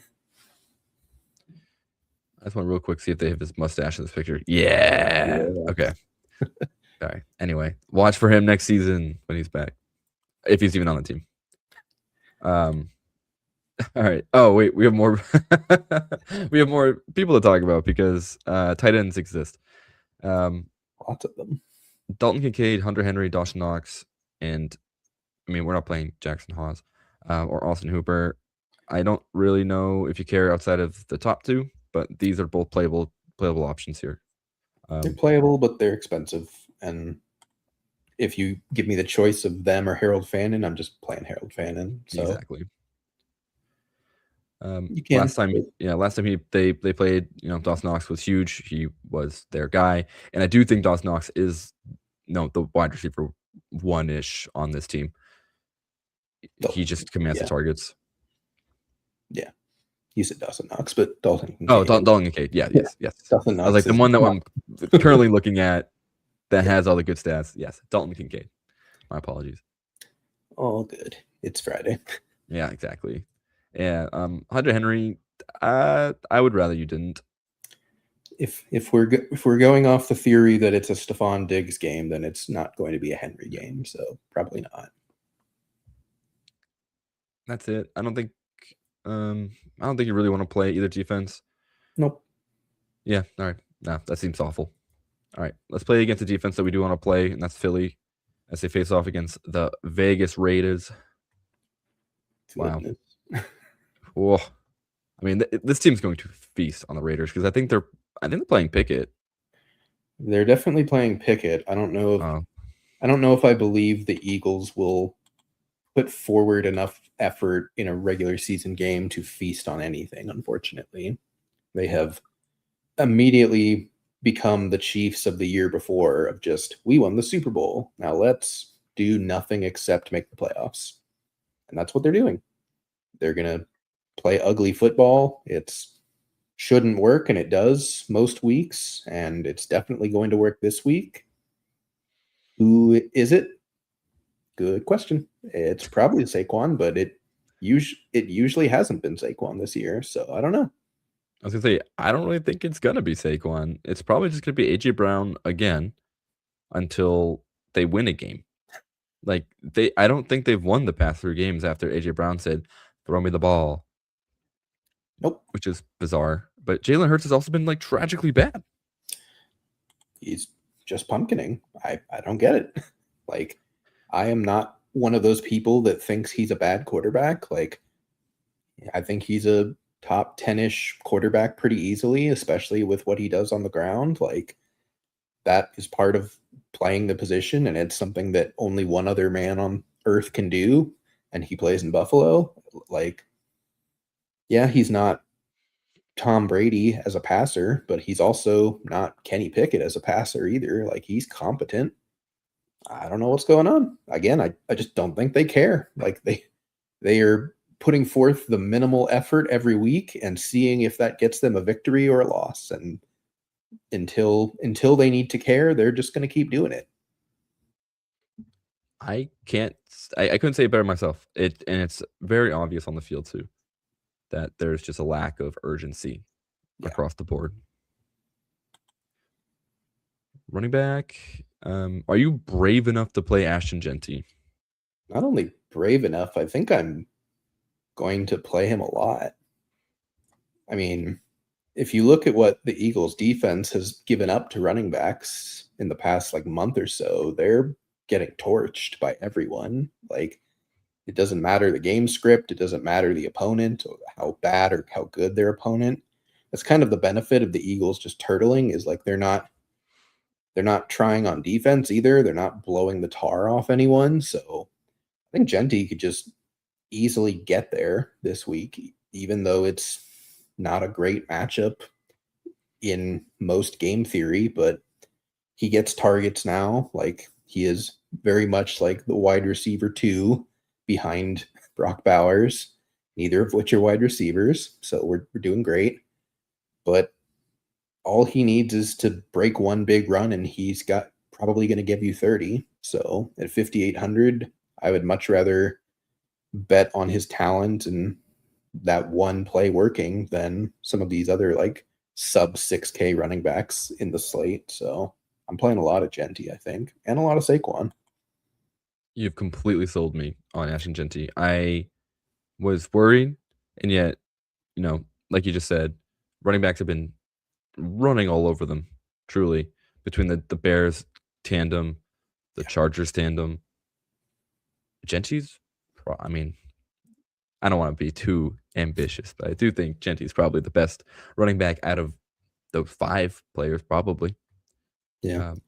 Well, their offense can't really get worse. It's already just terrible. Like, I know that Kenny Pickett's not an upgrade over Geno Smith, but I don't really think he's a downgrade either. I think he's just more of the same. So then it's just a coin flip of, does the Eagles defense try enough? And I am going to pretty comfortably say no, they're not going to. They have yet to this year. You never know. Pickett has played as a starter in many a game, and Pickett revenge game. Oh, now we're talking. Now we're talking. Just gonna go ahead and do that. All right, let's move on. Please God, no. Real quick, last on running backs. I think Barkley's legitimately just unplayable. I mean that in a way that, like, there's been so many games where he should have been better. Yeah. And he just wasn't. Like, this game was saved by his 60-yard touchdown, 50-yard touchdown. Because that was an 11-point swing. Otherwise, he would just run for another 15 rushes, 70 yards, ho-hum, just like, I don't know, day in, day out kind of running back. It's kind of what his season last year was, to be honest. He just did it like 10 times of just, he's fine. And then all of a sudden, 60-yard touchdown. Yay, he got there. But, I mean, he hasn't really dropped off from like an analytical perspective this season. Like, their line is worse for sure, but it's not bad. He just isn't getting the 60-yard bombs. And, you know, I think he's kind of in a similar position as Genty of like, it's either not going to get there or it's really going to get there. So he's 2,000 more than Genty. So if you don't want to do that, totally understandable. But I do think there's easily a world where he just gets there and you're like, how could I have not played Saquon against the Very Raiders? true. That's a great point. And for what it's worth, you know, the Eagles have been on the wrong side of variance, I feel like, for a lot of this year. So Saquon very much not someone avoiding that either. So who knows? Maybe this last week against the Chargers, that was the corner Saquon's turning to be like, all right, playoff mode. We're gonna get there. We gotta hurry up and win this division and get there. Wide receivers. AJ Brown has been hot. Yep. I think it continues in this game as well. Yep. We know he's good. Yeah.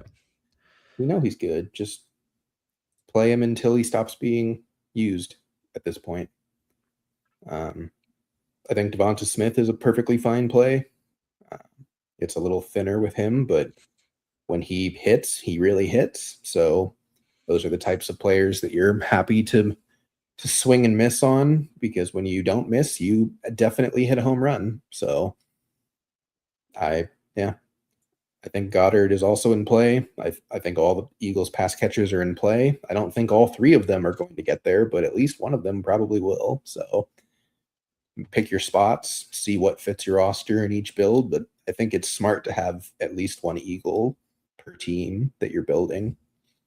Yeah, because the matchup definitely leads itself to one of them. Yep. Somebody, maybe two. You know, I can see a world where AJ Brown, you know, he goes for 8 for 100 and a touchdown, and then Goddard, it's like more for like 3 for 5, or like 50, or like three catches, maybe like 30 yards and a touchdown, which is fine for me because I think Goddard's relatively cheapish. Let's see, 3,800. Yeah, that'd be fine. I'd be happy with that. Yeah. No concerns there. That's weirdly cheap. For Goddard, yeah. Yeah, like that's cheaper than Brenton Strange. We've said it a lot on the show. We know nothing about the pricing strategy because it's truly baffling every single time. Yep. But hey, I don't know. DK is the one that's making a bunch of money off of us idiots trying to make money off of them. Don't play a single Raider because you have no idea what the connection is between any of them. Inexplicably, Trey Tucker is a wide receiver 1.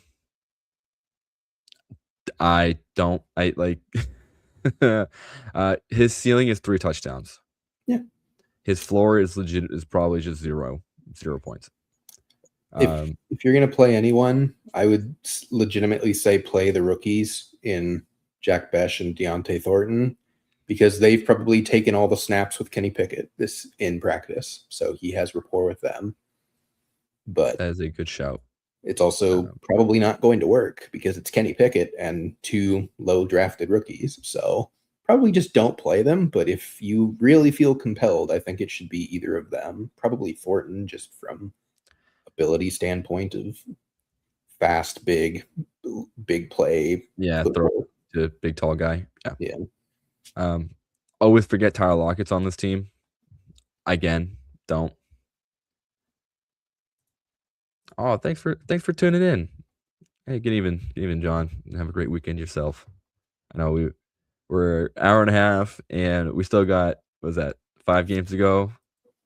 Thanks for locking in with us. This is truly a deep dive for DFS. What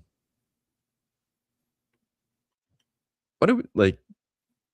Brock Bowers shouldn't be 5,900, and yet I still don't feel like super comfortable playing him. The Eagles are like very good against tight ends. Like that's their one and only calling card this season on defense. It's just they just shut down tight ends.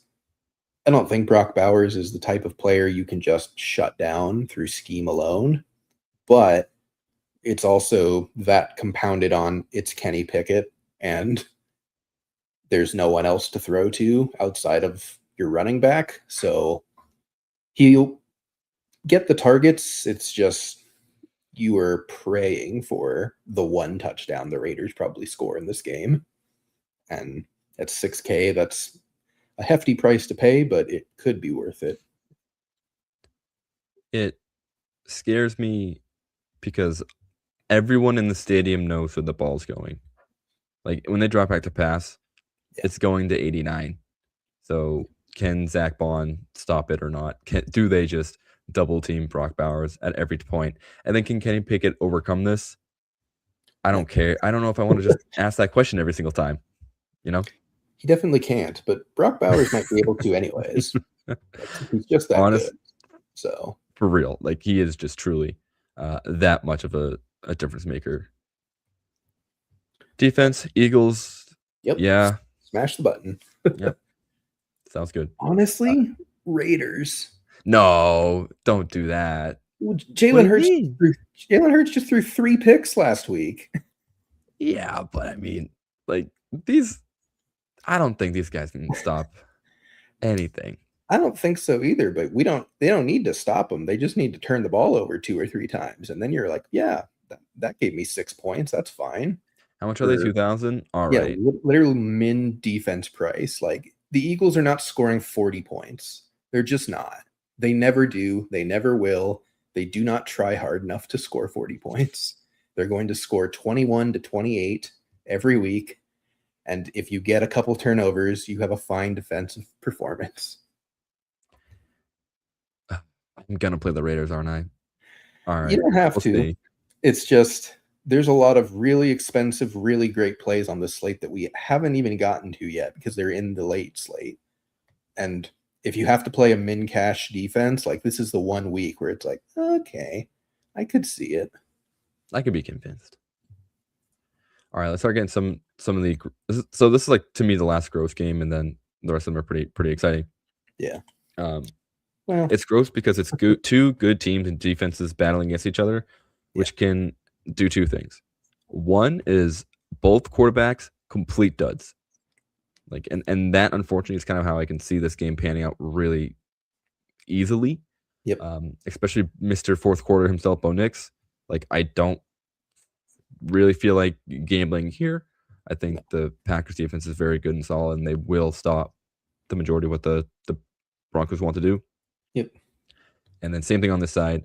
Like I think Jordan Love is good, and right now is it Toyotathon? Jordan Love, Honda days, Jordan Love, Toyotathon. Yeah. So he is in his power window, his power spike era. Yep. I don't know if it's enough to overcome a really elite Broncos defense. Yeah. But I could be wrong. It is at home. No, it's in Denver. It's in Denver. Ugh. Yeah, I think this game is just running backs and that's it, to be honest. I think you play Jacobs, you play Harvey. They're going to run the ball. The defenses are going to be awful to play against. Probably a wide receiver from both team gets there. There's 6 to choose from on each side, so good luck, and that's it. Legitimately, I don't know if we can even talk about all these receivers because, like, there's literally 5 like high caliber wide receivers healthy for the Packers. Good luck guessing which one. Like if you're gonna pick one, I mean, I was just talking about earlier with the start sit. I guess it might be Dobbs now because Surtain's probably gonna be on Watson. So I don't know. Like, I would still go with Watson, to be honest. Like Dobbs had 2 Watson. targets last week. Like, can I interest you in a goose egg Matthew Golden? Sorry, sure can't. But like Jaden Reed is interesting, but he plays 40% of the snaps, so like he better score. He gets more handoffs than targets. Like, yeah. I can't in good conscience recommend anybody. Troy Franklin is interesting because Pat Bryant is out, and so Pat Bryant's going to stop eating into his workload. Yeah. But he's not cheap enough where it's like you have to smash the button on him, and it's a good enough defense where you don't feel great about doing it. So again, I think it's just running backs and move on from this game, to be honest. Yeah, and truly, the one thing I'll mention about running backs, if Jacobs can't go, Wilson's like a must play. Yep. In my mind. Last time he was the only running back, he scored 20 points. He is good, not nearly as good as Josh Jacobs, but he is a good player, and the Packers like him a lot. So, yeah, I mean, like it's obvious. So Jacobs went down like halfway through this game, in the Giants game. He scores, entire backfield to himself. Monster game against the Minnesota Vikings. Disappears once Jacobs is gone. So, pay attention to injury report coming in this weekend. Yeah. Skip. Yep.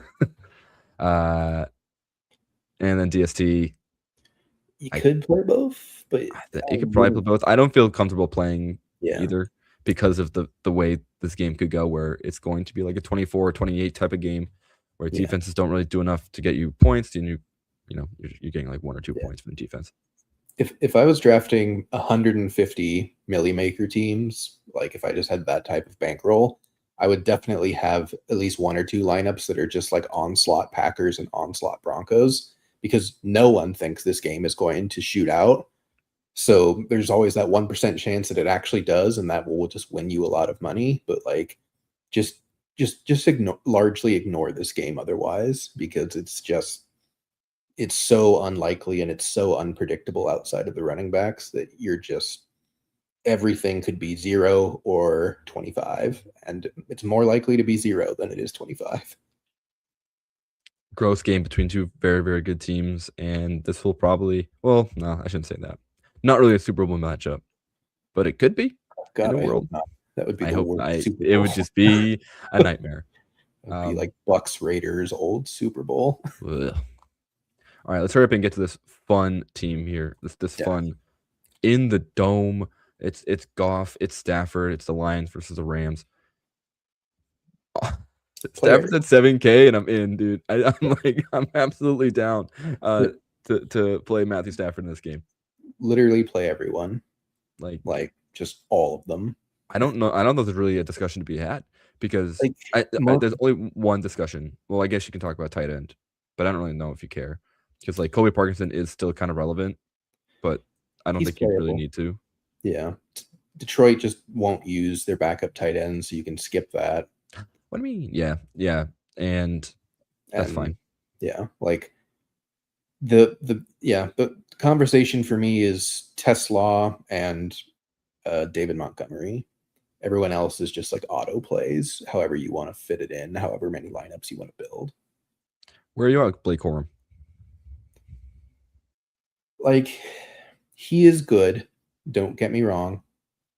He's just running hot on his rushing the last 2 weeks, but like, look at that. Look at the receiving, just non-existent, just nothing. If he does not get there on the ground, he's giving you nothing. So you can play it, but you are very live for what he did in week 12 and what he did in week 11, where it's just 2 points, and he's not cheap enough to really entice me that much. So unless he hasn't even really meaningfully like changed the snaps that much, they've just blown the cover off of the Cardinals, and then he had like a couple long runs against the Panthers in a loss. So he's not a bad play, but he's a very risky play in my head, and I just don't see the upside as high enough for me to get there.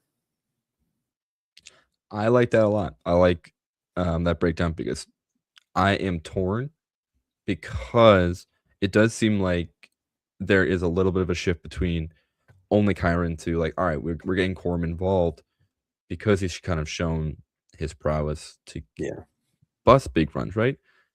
So we'll see. I am scared about the Lions defense. I am scared about just this game script being like, well, we can't run the ball anymore. Like we have to keep scoring touchdowns. We have to keep passing the ball. And which neither of them are the red zone back. Devontae Adams is the red zone. Oh my God. Yes. Because they just throw fades and slants to Devontae Adams inside the 5 every week, and he gets 2 touchdowns a week. So like they have to score from distance, and neither of them are really that type of player against a good defense. So I guess honestly, Corum and Montgomery are just the same play on each side. It's just the bigger guy that can score touchdowns compared to like the smaller, more electric-ish back that has the majority of touches, and they're both in great offenses. So like you can see it, but it's thin for both of them. Yeah, Montgomery is someone I'm probably not going to play. Yeah. Mainly because like Gibbs is the guy they're going to want on the field all the time. And like, they should. Which is good for them. Sorry, Monty. It's been a fun run, Knuckles, but it's really all Sonic time. Yeah. Not to keep on this game, like just like Tesla. To me, this is just touchdown or bust. Yeah. But it's the Montgomery of receivers. Yeah. But at 3,500, that's exactly what we're looking for, right? You just want that 20-yard touchdown. Yep. Heck yeah. If he gets a catch, it's probably a touchdown. So you're not had 2 last week. Yeah, you're not gambling on a touchdown. You're gambling on a catch because the touchdown's just like part of the catch. So, just real quick, yeah, like 2 catches, one of which being a touchdown. 2 catches, one of which being a touchdown. The rare 1 catch, but not a touchdown. Yeah. Literally, like, look, it's 8 receptions and 4 touchdowns on the season. you like your odds, you like your coin flip player. Here you go. Yep. Defenses I'm skipping because this game will go to 50 points. So no thank you there. The biggest conversation that we can just very briefly touch on is just how do you fit them all? Because they're all expensive. Raiders defense actually. I mean, honestly, kind of, yeah. But like they're basically all over 7,500 outside of Goff and JMO. It's like some combo of these players is probably going to be what you need. Good luck figuring it out and guessing the right combo, but it's going to happen. I just don't know exactly how. We can make this work. We won't do it today because we're already approaching 2 hours, but we'll post results later online because we're so close. And then you put the Raiders defense here. We only need 3 spots. We only need just 3K idiots to finish this one out. Oh, no, hold on, let me help us out here. Let's get Ross Dwelly in there. All right, now we're cooking with gas. Yeah. All right. Ay. All right. A couple games left here. Thank you everybody for sticking around. I'm glad we're all having a good time here because it's been a long one. Carolina Panthers, the NFC South Division leaders, Carolina Panthers, taking on the New Orleans Saints. Don't shake your head. This man has found a way to turn the season around despite his best efforts. I wouldn't credit him, but he does play quarterback at least. So that is a position on the field that he is signed up to play. Yep. In all seriousness, though, Shuck is the player that if you're gonna risk it on, I don't know what's going on in New Orleans, but Kellen Moore has found a way to make him not awful. I mean, he inherited the Taysom Hill role because Taysom Hill has just been that bad. So now he's also their goal line back and their quarterback. It's very bizarre. I don't know. He had some rushing ability coming out of college, but that's not like his MO. Like that's like he's not Dart. He's not even like Drake May. I'd say he's like Herbert-esque. Yeah. Like yes. Athletic and can do it, but when he does, you're just like, oh, he's running. Hello. I don't know if you can play either of the Carolina running backs because of the vulturing of both of them. Like they just eat into each other. Yeah, I'd play Chuba because he's only 4,800. I'm definitely not playing Rico at how expensive he is. But but I think this is the player you're playing in this game. Yeah, Devin Neal's a must play with Kamara out again. I am surprised that he had only one catch last week and he still had his best game of the season because this 3 targets, like that's more of his realm here. And I think that's where he's going to make a lot of his money. Yep. Wide receiver, if he's healthy, you're playing Olave. If he's healthy, you're playing McMillan. Yeah. They're both expensive, but I think they're both live to get there. Yeah. I think they're both totally fine. I think Vele is fine, but not my cup of tea. I think Coker is fine and is my cup of tea, but also it's a little thin. But I mean, he's starting to get more of a target volume since he's come back in. Xavier Legette has kind of once again taken a step back into just being a sacrificial X. And, the Panthers will not throw unless they have to. So it's kind of up to you to decide if you think the Saints defense is good enough to force that issue, or honestly, if their offense is good enough to force that issue. But Tet's playable. He needs touchdowns, but he gets them sometimes. So he is someone who will get 2 touchdowns. Like he's done a couple times this season already. He is their number one, through and through. I do think he can get there. And then, like Olave, he's just fine. Like I think Olave is going to be totally fine play. If not, just not very exciting. Yeah. So up to you, up to preference. Like, if a 6K wide receiver is someone that you want to look to, or like you want to play Shuck, I would play Olave. Vele, this is kind of what he does here. Yeah. He can just appear on you. Like he gets a bunch of targets, but really depends on if any of them are meaningful. Yeah. That's the world of punt wide receivers now, unfortunately, especially with the Jets fading into nothingness this week. Man, I'm gonna miss not having the chance to play Mitchell or Mechie. Juwan Johnson, play him. Yeah, why not? Yeah, why not? He gets targets. He gets red zone targets. He sometimes catches them, and that's all you can ask from a sub 4K tight end. So, simple enough. Taysom Hill, don't play. Nope, he is beyond washed at this point, unfortunately. I have to scroll all the way down for the Panthers tight ends. Well, I thought Tommy Tremble. That's how uninvolved JT Sanders is, sadly. Man, he's good. That's such a bummer. Mitchell Evans, he's a rookie, right? Yeah, he's getting some sort of look, but don't play any of them. It's actually wild that all 3 of them are min price. That's what I'm saying. They don't believe in any of these. They DraftKings says none of them are tight end ones. Rightfully so, unfortunately. Who's this guy? James Mitchell. Play both defenses. Yeah. I would probably play. I'd probably play the Saints defense or the Panthers defense.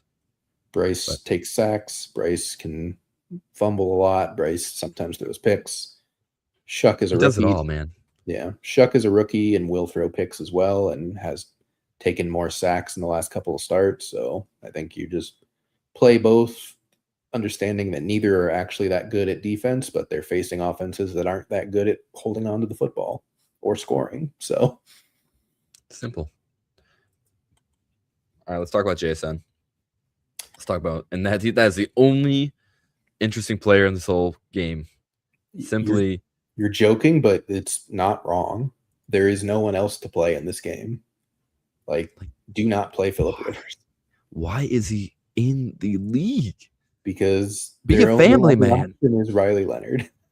So I was like, I've been in the think tank about Riley Leonard. You're not gonna like it. I already don't like it. The fact that he can do this immediately puts him in a conversation where you kind of have to think about it.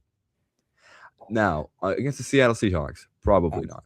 Yeah, just no. But think about it. I can't believe he threw the ball 30 times. When did they were losing? Daniel Jones get hurt? As soon as the Jags were up like 2 scores. Oh, so I guess it must have been the first quarter still. Yeah, literally like the next drop back that Jones took, his Achilles snapped, unfortunately. So yeah, because I don't know if you've ever watched Riley Leonard play quarterback at Notre Dame. I have thankfully not had to endure that. Throwing the ball was not really his cup of tea. Yeah. Great athlete. Truly, like, I don't even know how you can explain it. Imagine how much of a pretzel we would be turning ourselves in right now if Anthony Richardson was healthy and the starter of this team. Like, we would be like, but he can run, but he can't throw, but he can run. And we'd probably play him, and it wouldn't work. And we'd be like, wow, I can't believe he scored me 5 points again after throwing 2 picks, losing a fumble, and throwing for barely 100 yards. Yep. And now just apply that to Riley Leonard, and you've made your decision. I still don't know who's starting. I don't think they know either. Which is, it should be Rivers. It should probably be Rivers. Like, but you never know. Truly. I don't know if I care to start Sam Darnold. You absolutely can. You can, but I mean, he goes as JSN goes, and he needs the tertiary pieces to also get a touchdown or two. So single stacking him is kind of pointless because it's not going to get there. It's really like, does Shaheed also get there, or does Cup also get there, or rest in peace, does Torrey Horton also get there? So if you're going to play him with JSN and someone else. But I think there's better quarterbacks for cheaper that are much higher projections. And skip running back. Come on. You want to play a little bit of Ken Walker? Goodness, no. Come on. All right. Sorry. I had a little bit of a moment. I thought it said 6,500, and I was going to lose it. Even at 56. Just skip it. They're just never going to get enough work, either of them, Walker or Charbonnet, to feel comfortable about it. And I don't think Walker has had a single like breakaway touchdown the entire year, and that's pretty much the only way he ever gets you there. So if it happens this week, then like, okay. But even still, like, it's not a 30-point game. It's probably a 20-point game, and you're just happy that he fit in the exact salary you needed. But it's not like, oh my God, you needed this guy to win. Right. And Charbonnet is just Tyler Algier. It's just infuriating to even consider trying to play either of them. I'd say he's more like Najee Harris on the Steelers. The Steelers. It's basically like the reverse Steelers of if they had played Warren more than Harris, and Harris was just like annoyingly zapping all of Warren's value. Like, that's what Sharps is doing to Walker, and that's how he runs, and that's how he plays. So okay. I see where you're coming from now. Yeah. Well, don't get too excited. Yeah. Just a fun little tidbit. When JT was 10K, that was the one time I played him. So, but he scored 52 the game before. LOL. I know. That was so dumb. That was so dumb of me to do that. I mean, I'm pretty sure I convinced you to do it, to be fair. So you can blame me as well. Okay, that's fair enough. All right. Wide receiver. Jason. Skip. Done. Yeah. Okay, I don't really feel like we need to talk about that. Everyone else, it's Nope. Phillip Rivers or Ryan Leonard, and it's not gonna really be good either way. Nope. Now Tyler Warren is a Play him. tiny bit interesting to me. I think we still skip because the price is too much. If the only throws they're going to complete are checkdowns, and he will be the checkdown recipient, and he's athletic enough to break at least a couple tackles. It's not like playing like Zach Ertz, rest in peace, of years past. It's basically the Brock Bowers play, just against a much better defense. So he's cheaper than Brock Bowers, thankfully. So he'll get you like 8 points. It's just I don't know if he can get you above 14. So it's probably not worth it, but I can understand the play at least. Don't play AJ Barner. Goodness no. Defenses, yep. Yep. Don't be scared. This was with a normal quarterback and a normal offense. This is not them. I'm shocked that it's not. Can they go over 4K on defenses? I don't actually know. I don't know if there's ever been like a defense truly that worthy of that price tag, but dang, this is pretty close.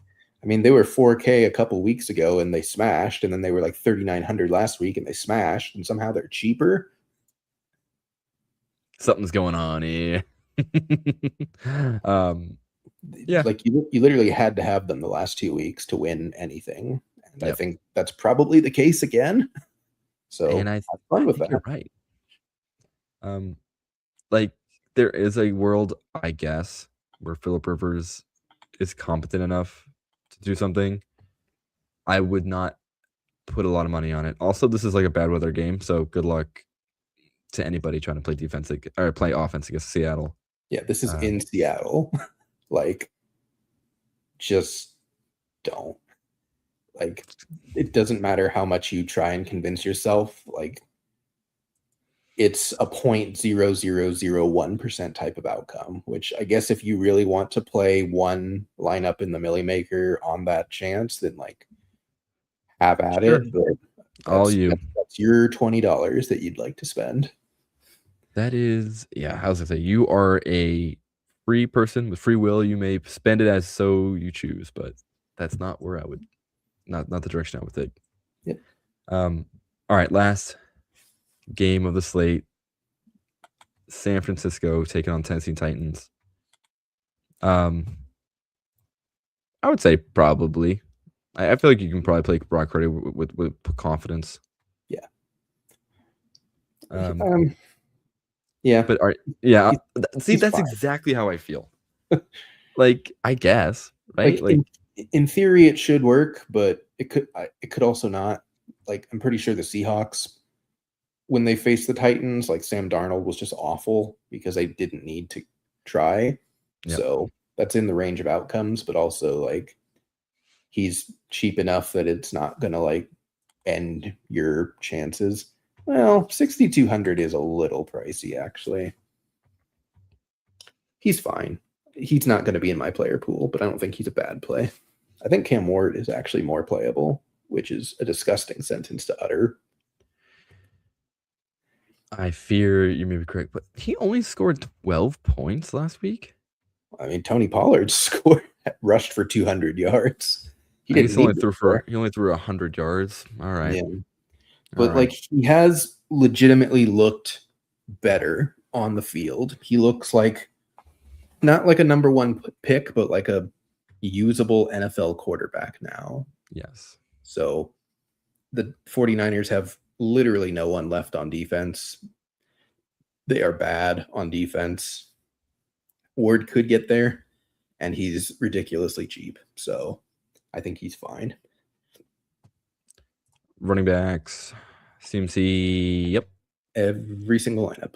Every week. Every time. Tony Pollard, if you feel so inclined to believe that this is now his new normal, more power to you. I do not think so. No, but I mean, again, the 49ers are not a stout defense by any means. Like, they could absolutely just give up 100 rushing yards to Pollard within the range of outcomes, and he's cheap enough that it's not going to kill you if he only gets 60. Yeah, fair enough. Man, such a bummer Tajik Spears isn't doing what we thought he would do. Being a like a change of pace back. I mean, he's doing exactly what you want. He's just not doing anything on the ground. He's getting plenty of targets. I looked over, was like, oh, why does he have like kind of normal points? He has really bad rushing. Yeah, it's literally all receiving for him. So like, he's a fine punt play because if he gets the touchdown, you've got 18 points and you're thrilled. But he has to get the touchdown. So good luck. I will gamble elsewhere. Yeah. Wide receiver, I think if you are very, very into Jawan Jennings, that's kind of the angle you would take where you want to play Brock Purdy. Yeah. Otherwise, pass. There's really nothing too exciting. Chimere DK, I played him this week. I played him week 13 for sure. So just unlucky. But I don't know. Like, you can definitely play him as a low-cost wide receiver in this game where they will have to throw a lot. Yep. Iomanner did get in the end zone. Yeah. I think he's playable-ish. It's not fun, but it's a punt wide receiver, like truly at 3,500. Can't go wrong there, and that's about it. We were gone. We really thought Pearsall was going to be somebody, but he's not. Yeah, that bummer. Just is what it is. Injuries just completely demolished his season. Try again next year on him. Tight end Kittle. I want to say Yep, because he's George Kittle. Yeah, I mean, bad matchup, bad team. It just takes one play. He's one of the few tight ends that can actually do that. So I think he's been consistently good with Purdy. I mean, if you look at his game logs the last 4 weeks, like you've never been mad you played him in any of those 4 weeks. So I think you just keep doing it. Yep. Easy enough. And skip Chigokonkwo, but look towards Gunnar Helm. I mean, he had 2 targets, which was a bummer. But previously, he had 5 targets in each of his 3 games. Yeah. He's fine. He's kind of, again, that's a nice bomb-in-the-barrel type of tight end. Is Chig even doing anything? No. I mean, I guess he's blocking Gunnar Helm from being as good as he should be, unfortunately. Something we all would have said at the beginning of the season as well. I was such a big Gunnar Helm believer. And then, like, the combine happened, and I was like, oh, God, I must be wrong here. And it thankfully has played out on the field that I was not wrong. He's just in the worst possible situation on the planet currently. So he could get there eventually, but not this year. He screams third-year tight end breakout to me. Yeah. Because I think Chigokonkwo is a free agent this year or maybe next season. So once he's gone, and he's not sticking around. Yeah. Defenses, you could play 49ers maybe, but that 4K. Yeah, that price is baffling to me. Never mind. Like, the Titans just took the Browns behind the woodshed last week. Like, they're not the beginning of the year Titans offense. They're fine. Like, 4K on the 49ers is like one of the weirdest prices of the week to me. They're not even that good at defense.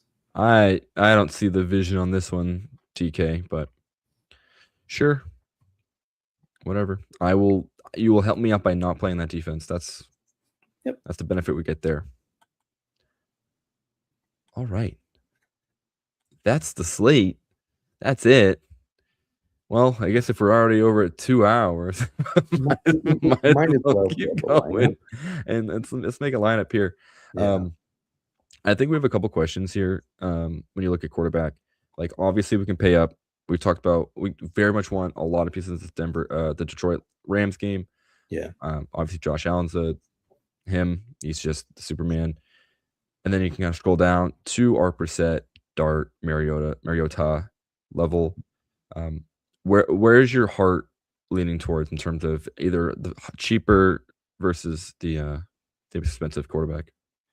I kind of want to go cheaper because there's so many good expensive plays at the position players, and there's just not that many good cheap position players this week. There's like 3 maybe, and some of them are thin. So I'd rather, especially like, let's be honest here. The quarterback position is Josh Allen, and then everyone else has the same potential of scoring 30. Like, Lamar is not separating this year. Hurts is not separating this year. Daniels is out.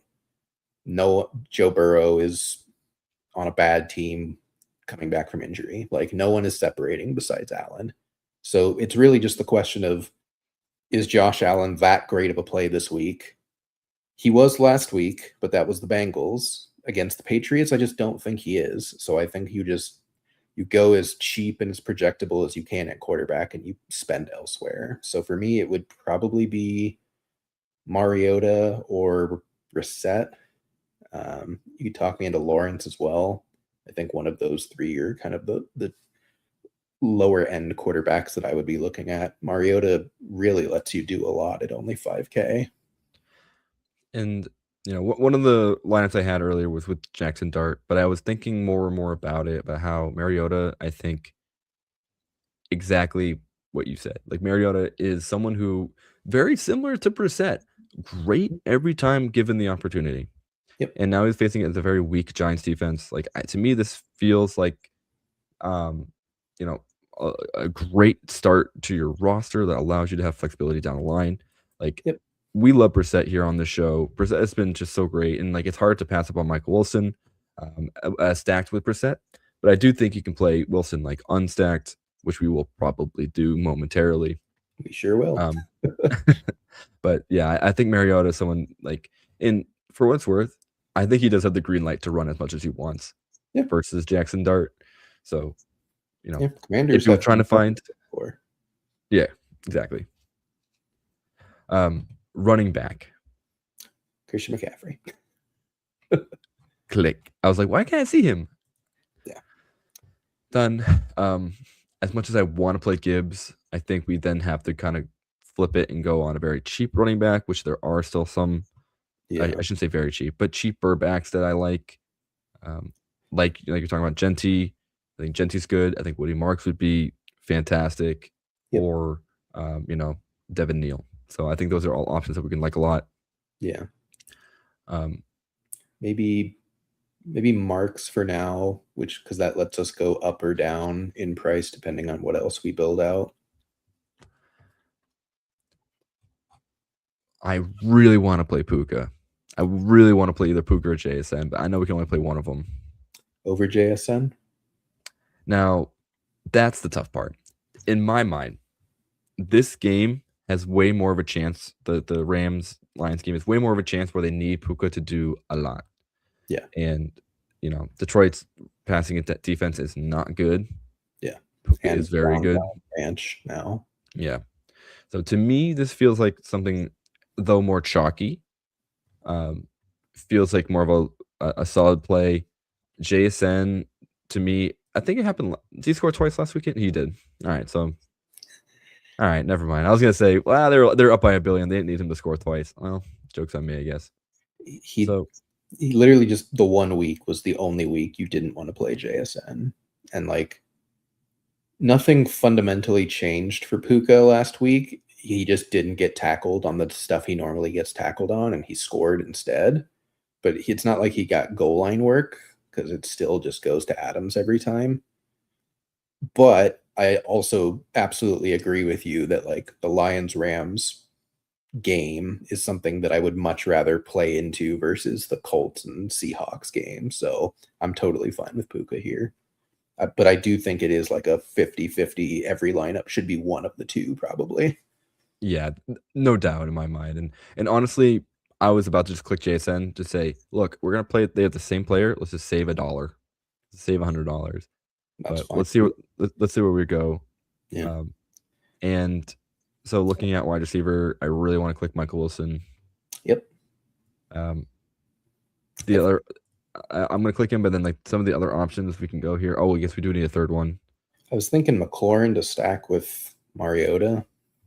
He's still affordable. He Oh yeah, has baby. big game upside. Like, I think he's perfectly viable, and if he's hitting, then Mariota's definitely hitting. So I don't Yes. think we can afford McBride, unfortunately. Legally we can't. But the couple guys, I think there was two players we really like. Yep. Fannin Jr., Harold Yep. Fannin, Isaiah Likely, in my mind. Yep. Is another one that is like an absolute slam dunk. For what it's worth, I do think Fannin might be more of a sure thing because he's the only one that Shedeur throws to. Yeah. So in my mind, I think that's a really good play. Okay. I want to look at defense first, just because that's how I like to do this process and see where can we get away with. Oh, so we can. All right, we might be too expensive at the top half here because now we're looking at. And we can cut down Marks to Neal. That's kind of why I wanted to go with him, just to like see what wiggle room we even have, and we have 0, but that's to be expected. Playing the most expensive running back and most expensive wide receiver on the slate. Right. So the two defenses we really like, Seahawks and Jaguars, we can't afford. Yeah. Now, if we do go to Neal, I believe we can. Maybe not. So if we get rid of Woody Marks, we might be able to play the Jags or the Seahawks. Jokingly, we talked about the Raiders being a team at the very Stoneman. That might now be an option if we wanted to kind of go this route, like a more of expensive skill player. I think the Saints are also, especially if we switch to Neal, like the Saints at 2,500, like that's a pretty easy story to tell yourself of Devin Neal runs the ball 20 times. The Saints get 2 to 3 turnovers and they just blow out Carolina in a game that Carolina should win, but just don't because it's Carolina. Because it's just, you never need to never bet on Carolina in any capacity, whether it be spread or money line, right? So I like that vision for sure. And I think the other options that are like in price right now aren't as enticing to me. Like no shot am I playing the Rams defense. Or the Lions. Or the Lions. No shot am I playing the Giants defense or the Commanders. Patriots, meh. Bills, meh. Packers, meh. So Chargers are yes, but Mahomes doesn't turn the ball over very much, so it's kind of just a bet on they only score 14 points, and I don't like doing that with defense. I'd rather play for upside. So where are the Jets here? Because the Jets are always, oddly enough, I'm pretty sure the Jets are like always live to score a touchdown. Yeah, it's their offense is just going to be so bad with Brady Cook that it's like this defense is going to be on the field for like 75% of the game. And that scares me, even if it is the Jaguars. Like Miami dropped 34 on their noggin and they still scored 6 points. Like that's pretty awesome. Yeah, that's fully on the return touchdown. What is that? I guess when you sell Sauce Gardner, that's what you get. Yep. All right. We're talking a lot here, so I'm going to start with this. I will start with this Saints look here. And what I am going to go ahead and do, I am going to remove Marks. I will move to Devin Neal and see where this kind of what this opens up for us. So a tough bit here as we are now at 3,500 for our flex. So we're back in real punt or double tight end territory. And like it fits likely, right? Isn't he 34?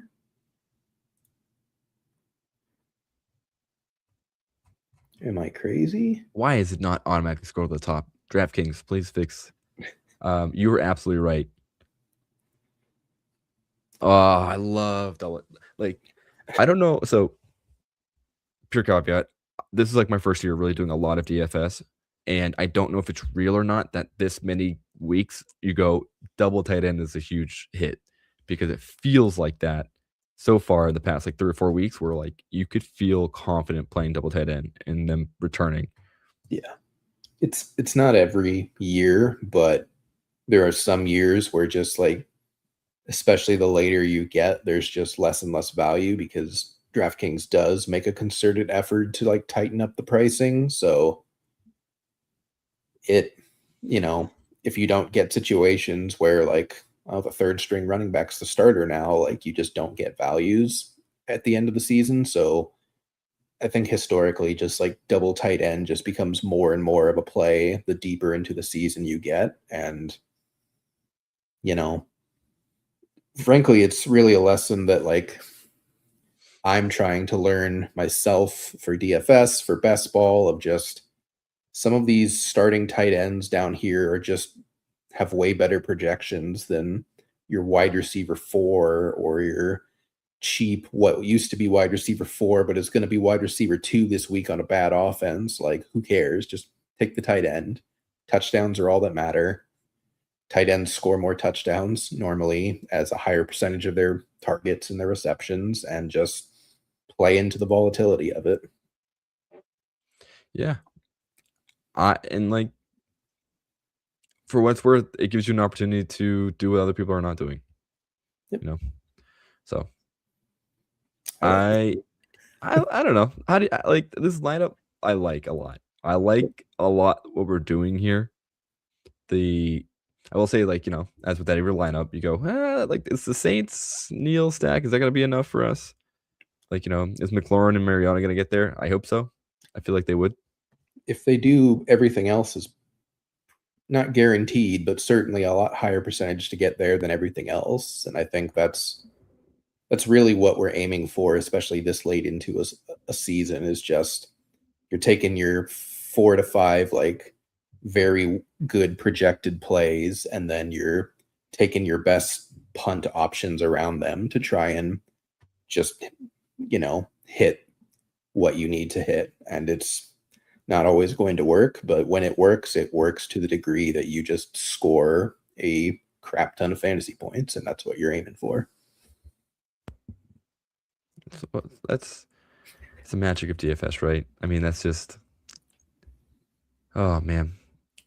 I'll tell you what, after 2.5 hours of talking, my brain just went, yeah, I got nothing. Like, that's just, we just want a lot of points, and we hope that the 5,000 players get us there, because if they do, hey, that's enough money to go play again next week. Exactly. All right. I'm tempted to do another lineup, but I think we should call it here. We're gonna just hit save lineup and just move on. So anyway, just for giggles here, this was another lineup I did make earlier in the week where I had Dart, ETN Jr. because that Jets defense is bad. Yeah. Devin Neal, Puka, some similar to what we're doing here. This one I did have Wandale to stack with Dart, PPR scam artist. McLaurin, likely Juwan Jennings, because I do want a piece of that San Francisco game, just because I do think they will, torch the Titans. It also ended up being just like a normal player to, what's it called? Be on our flex. Yeah. And then Jaguars defense, because I want the team playing against Brady Cook. Yep. So I think that's just as good a lineup, to be honest. Just different flavor. I was gonna say, it honestly, if has the same vibe. We just don't get the highs upside of CMC. I played a little more even keel in the pricing, but I think I probably will go back and adjust this a tiny bit, because I think I do want another, like, probably not ETN. I'll probably try to find another option at running back. Ashton Genty. Honestly, after hearing what you said, I think I'm in. Like, you take him 6 overall for a reason, right? You would think. Oh, goodness gracious. So anyway, we're back. This is what we do on Friday.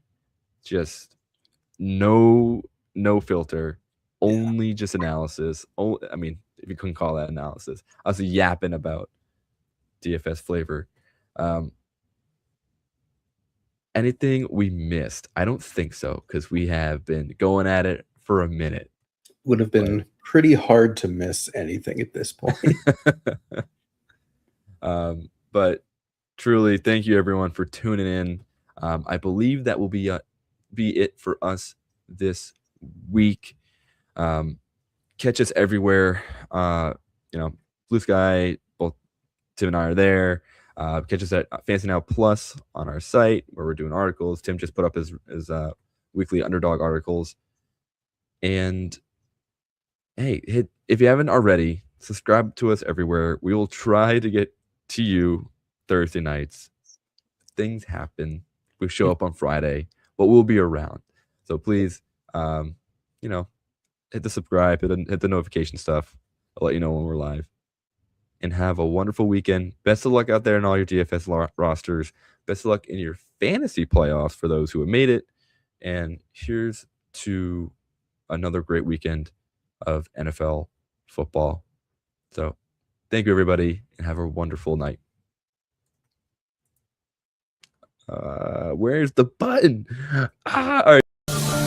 Thanks for listening. Be sure to like and subscribe wherever you watch or listen to podcasts. We'll be back next week for more ways to win your league.